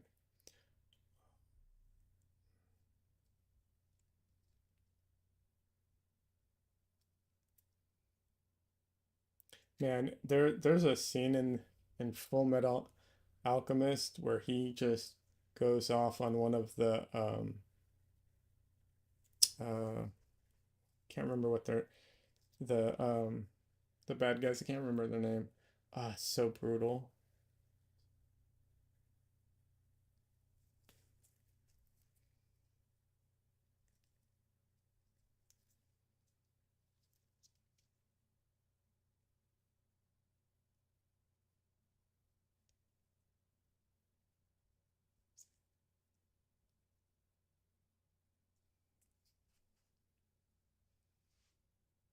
You watched the first Full Metal Alchemist, but the movie was easy to watch online, so I have a DVD of it. Yeah, you were watching the first one. The first one's really good too. It diverges at one point from the manga because they caught up to the manga. So Brotherhood is more faithful to the manga, but the original um actually has some things that I think were better done than in Brotherhood specifically. Not necessarily better than the manga, but better than Brotherhood. So it's a tie, I think, between the two. Kimberly had the coolest code name, the Crimson Alchemist. Yeah, that's a good one. Are you talking about Wrath killing Greed's men? No. Um, I am talking about uh, they set up the they took more time with it, so they did a better job of setting up the whole thing with uh what's her name? The the girl that calls them big brothers.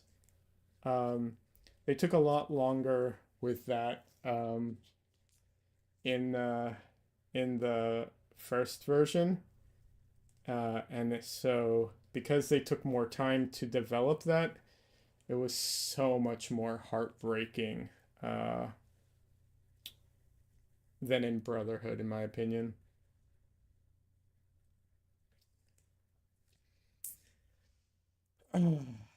Yeah, that was brutal, just brutal. And then there was another scene that didn't happen in the Brotherhood. There's two. Um, there are two things that happen in the original, not in Brotherhood. Edward fights Greed, which was a really good fight. And if I remember correctly, that didn't happen in Brotherhood. It wasn't Edward who fought Greed. Um, in the end, I could be wrong. My memory is a little shaky on that one, but there's a really iconic fight between the two of them. that I don't think happened in Brotherhood. And then and there's one more thing, which is Edward uh, dealing with his uh, what's it called, with his mother, the evil version of his mother. That thing was awful. Oh, are you talking about the dog thing? Yeah, I'm talking about the dog thing. In Brotherhood, he fought Greed in the sewers. That was it. Yeah, in the first series, he fights Greed later, and it's a big fight. And it's like I said, I think it's different from the manga and everything. But it was a very good fight, and also had a lot of meaning to it. You know, there was a lot more to it, kind of thing. It was really well done. Yeah, the dog thing. Oh, that was one of the most heartbreaking um the most heartbreaking things I've seen in like TV or movies, you know.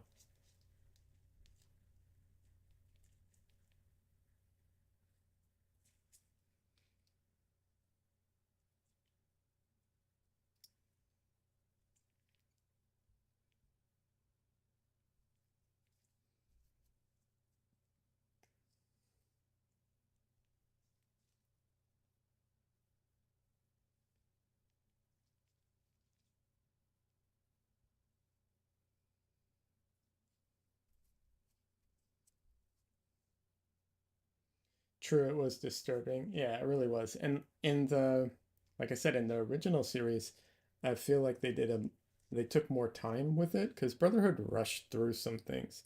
So I feel like they got to take more time with it and really develop that whole thing more, which made it worse, you know, when it happened. I mean, the Chimera dog, yeah, that was tough. Yeah, seriously, that yeah, it's astonishing how like I think how tough that was for a lot of people who watched it. Me too. Like it was just it hit hard.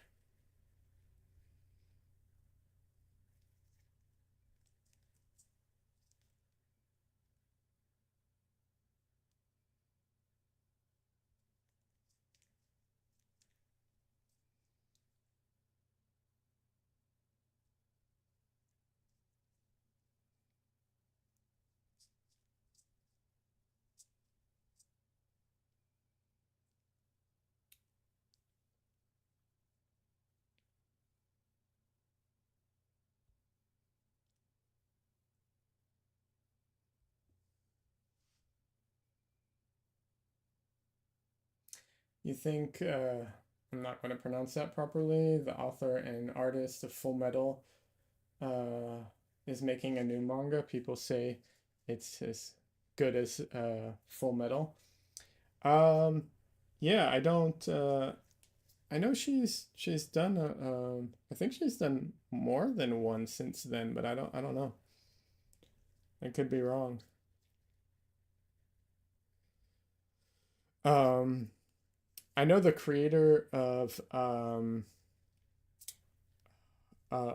Cowboy Bebop and Samurai Champloo has a new series coming out soon. I'm not sure, not sure how good it's gonna be, but yeah, we'll see. The only reason I say that is because I love both of those series, but Cowboy Bebop is jazz and Samurai Champloo is rap. But this new one is, I think, lo-fi.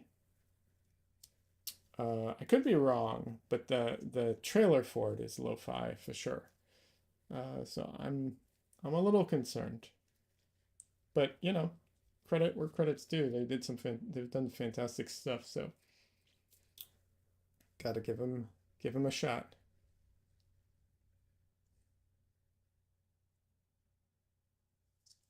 you've seen both and you didn't know it was made by the same person? Yeah, I mean, take a second. You know, you'll see it. It's very. Um, I think it's very evident once you think about it.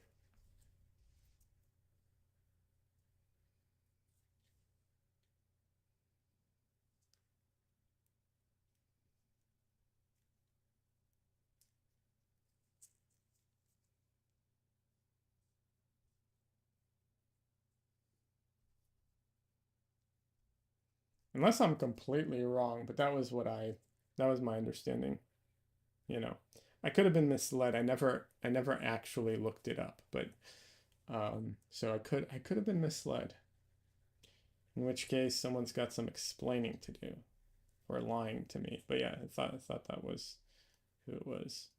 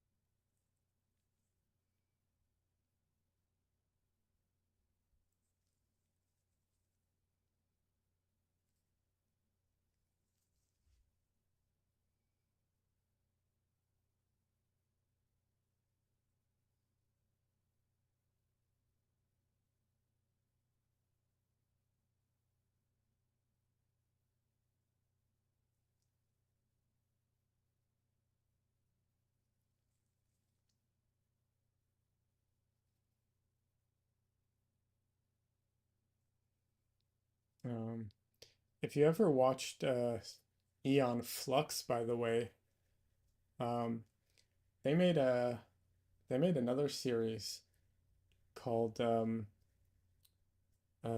Reign the Conqueror about Alexander the Great. It's an interesting. It was an interesting series.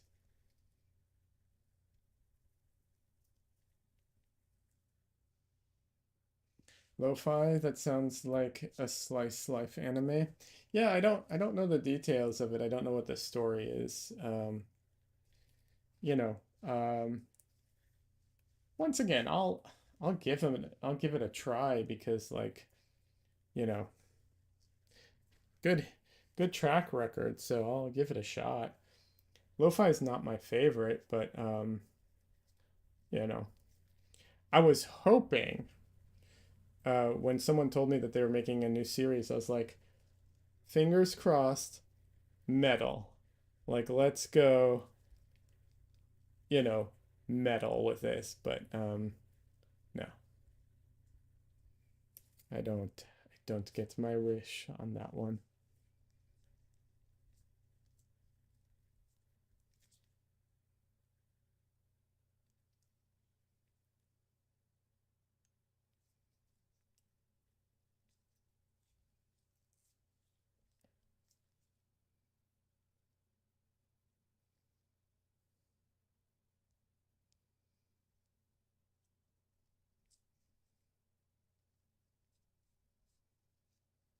Eon Flux and Alexander. Yeah, it's called the Rain, uh, like reign of the like of a conquering, you know, type of thing. It's interesting. It was an interesting series. The art style is Eon Flux. You'll if you know Eon Flux, as soon as you see it, you'll be like, yeah, that's the same that's the same people.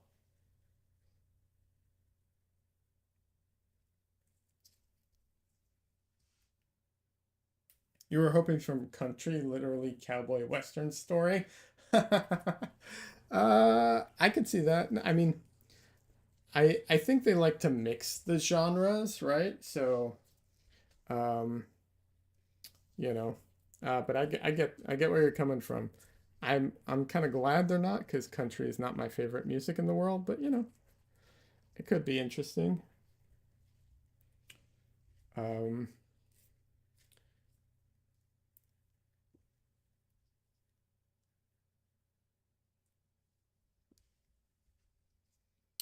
what is it?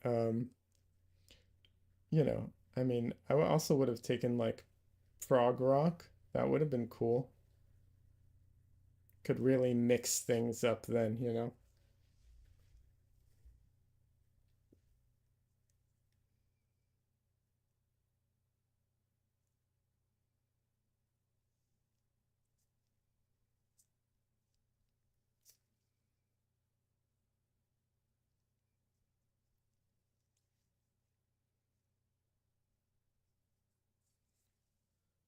I like Big Iron. It's a bit of a meme song, but it's cool.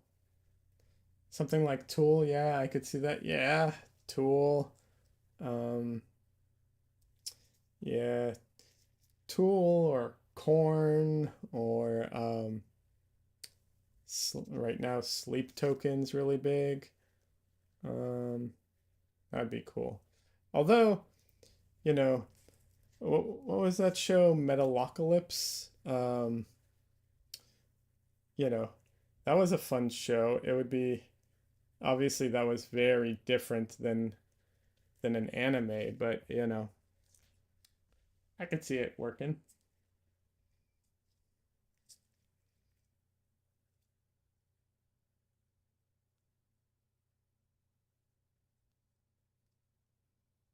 It definitely would be something that stands out that you know,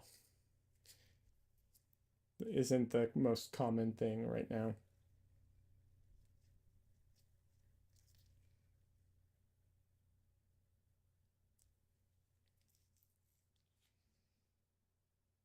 You think you've seen memes of that show?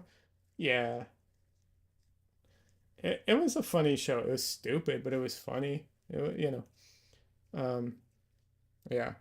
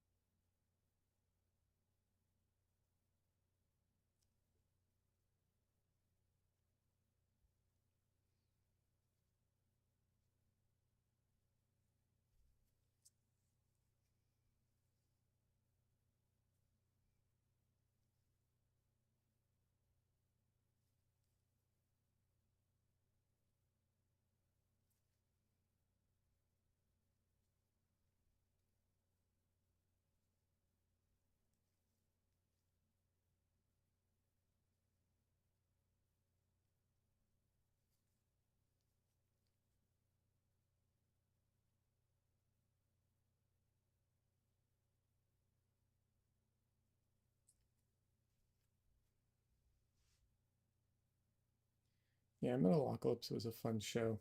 Um, a lot of jokes went over my head because while I do like that type of music, my knowledge of metal and all that stuff is limited.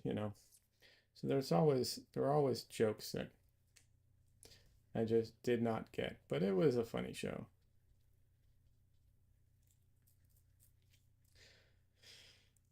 Was Eon Flux inspired by Mobius? I'm assuming that's supposed to be Mobius. I don't know. I don't know which came first. Um, I'm not sure.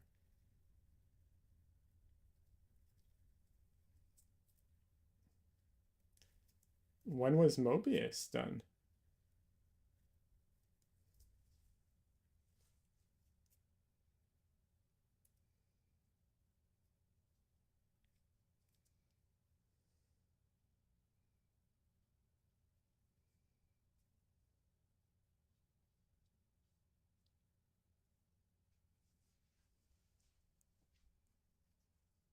Maybe Mobius inspired Eon Flux. Or maybe Eon Flux inspired Mobius.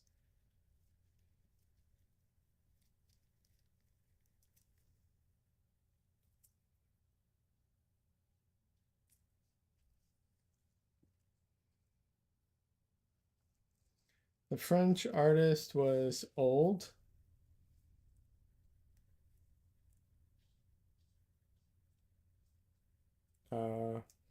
Then I'm going to guess uh, that the creator of EM Flux was inspired by Mobius in that case.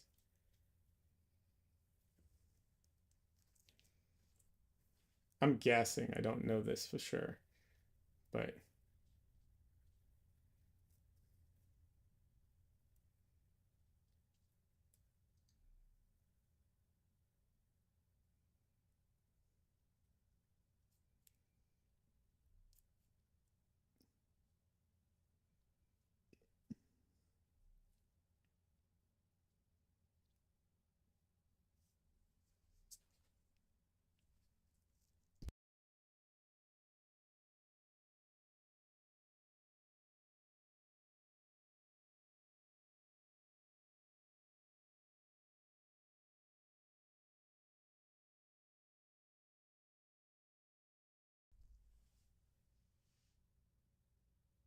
you think he worked in comics in the 70s?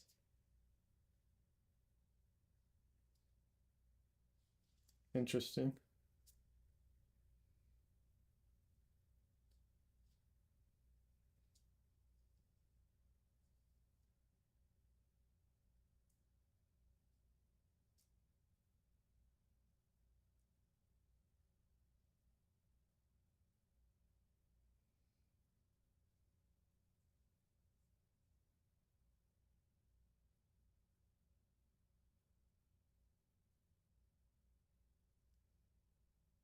Gotta get his nose. And then I think I'm going to be calling it a night.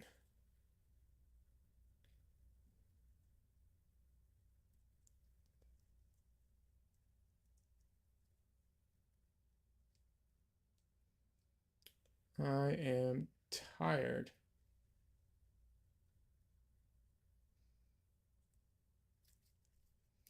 I think I have to wake up early tomorrow too. I'm gonna go get shots. I'm getting allergy shots. It's nothing big, but I have to wake up early to go do it.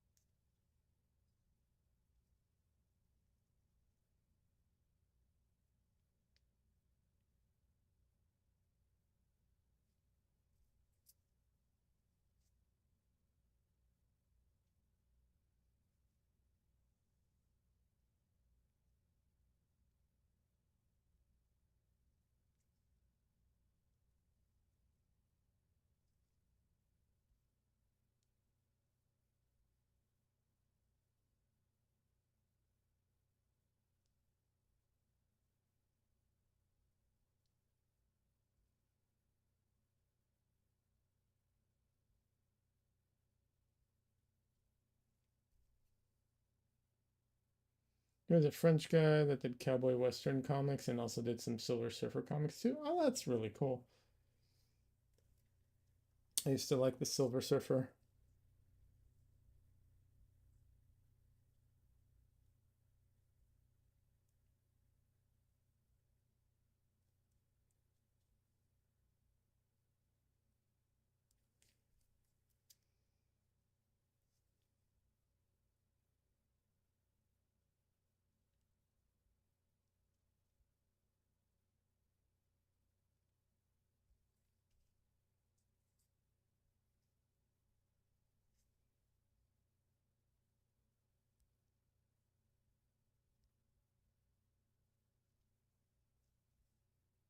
Yeah, I'm gonna be ending soon. I'm reaching my limit. Do I know Mobius? I know of it. I've seen it. I've never read it.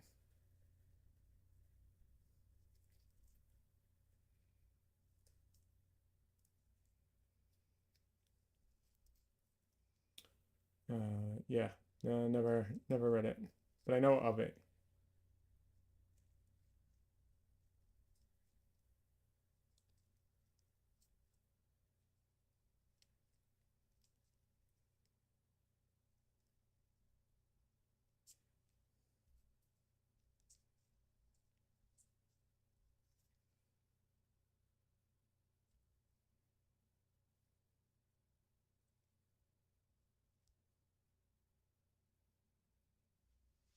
He he was also a friend of Adama, the guy that made Akira. Oh, really? Interesting. Another thing I know of but have never seen. Um, I know it's a huge gap in my like you know, anime knowledge. But yeah, never got around to watching Akira.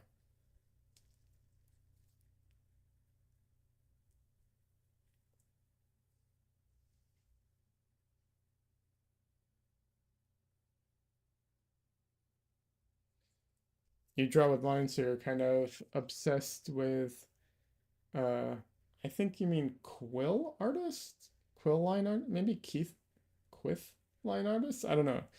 I thought you would mean quill, but I'm not sure what that is if it's not quill.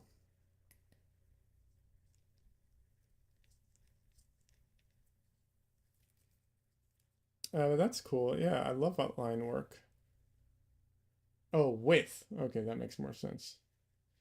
Obsessed with the line artist. Yeah, I get that.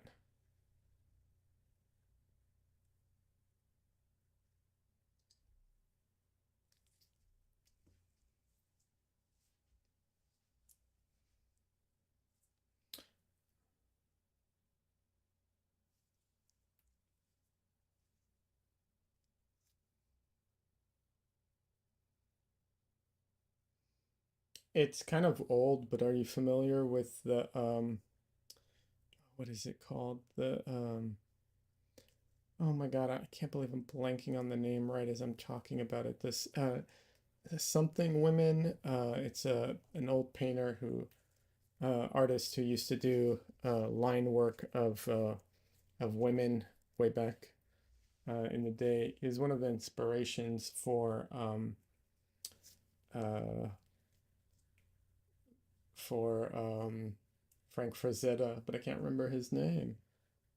It's like famous, but it's much older.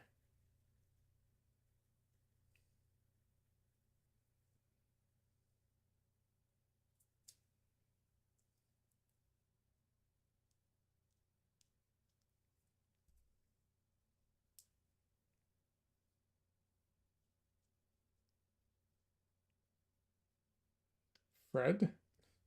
No, not Fred. I don't think so. There's a name for it. I can't remember what they're called. It's it's like these black and white ink drawings of women in like high society stuff. I think technically it was a commercial artist back in the day, but yeah.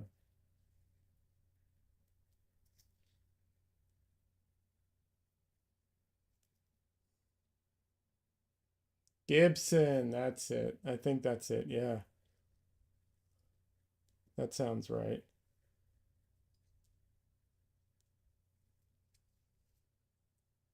You're off to sleep. Have a good rest of the stream, everyone. Yeah, I've had this painting's coming along. Thank you so much. Yeah, Gibson Girls, that sounds right. Yeah, I'm gonna be finishing up tonight, streams very soon. Thank you. I'm glad you like it. Yeah, I think I'm pretty happy with it. Um, it still needs some work, but it's heading in the right, it's heading in the right directions.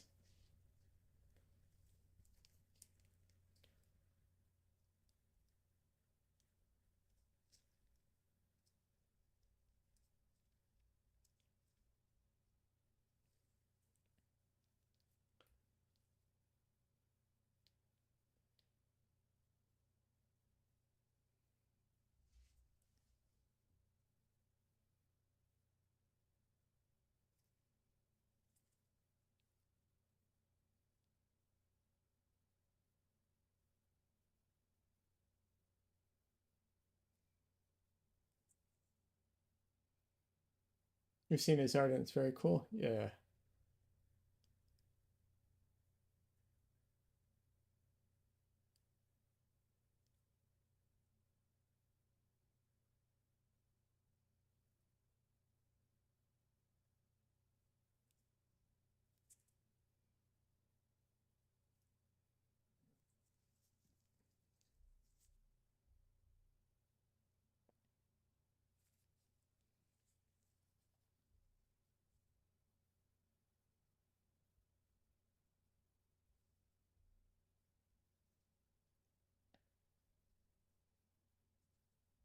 It's definitely like, it's definitely of its time, like the Gibson girls. Like you can, it's definitely very dated in how it looks. But having said that, the like quality of it is fantastic.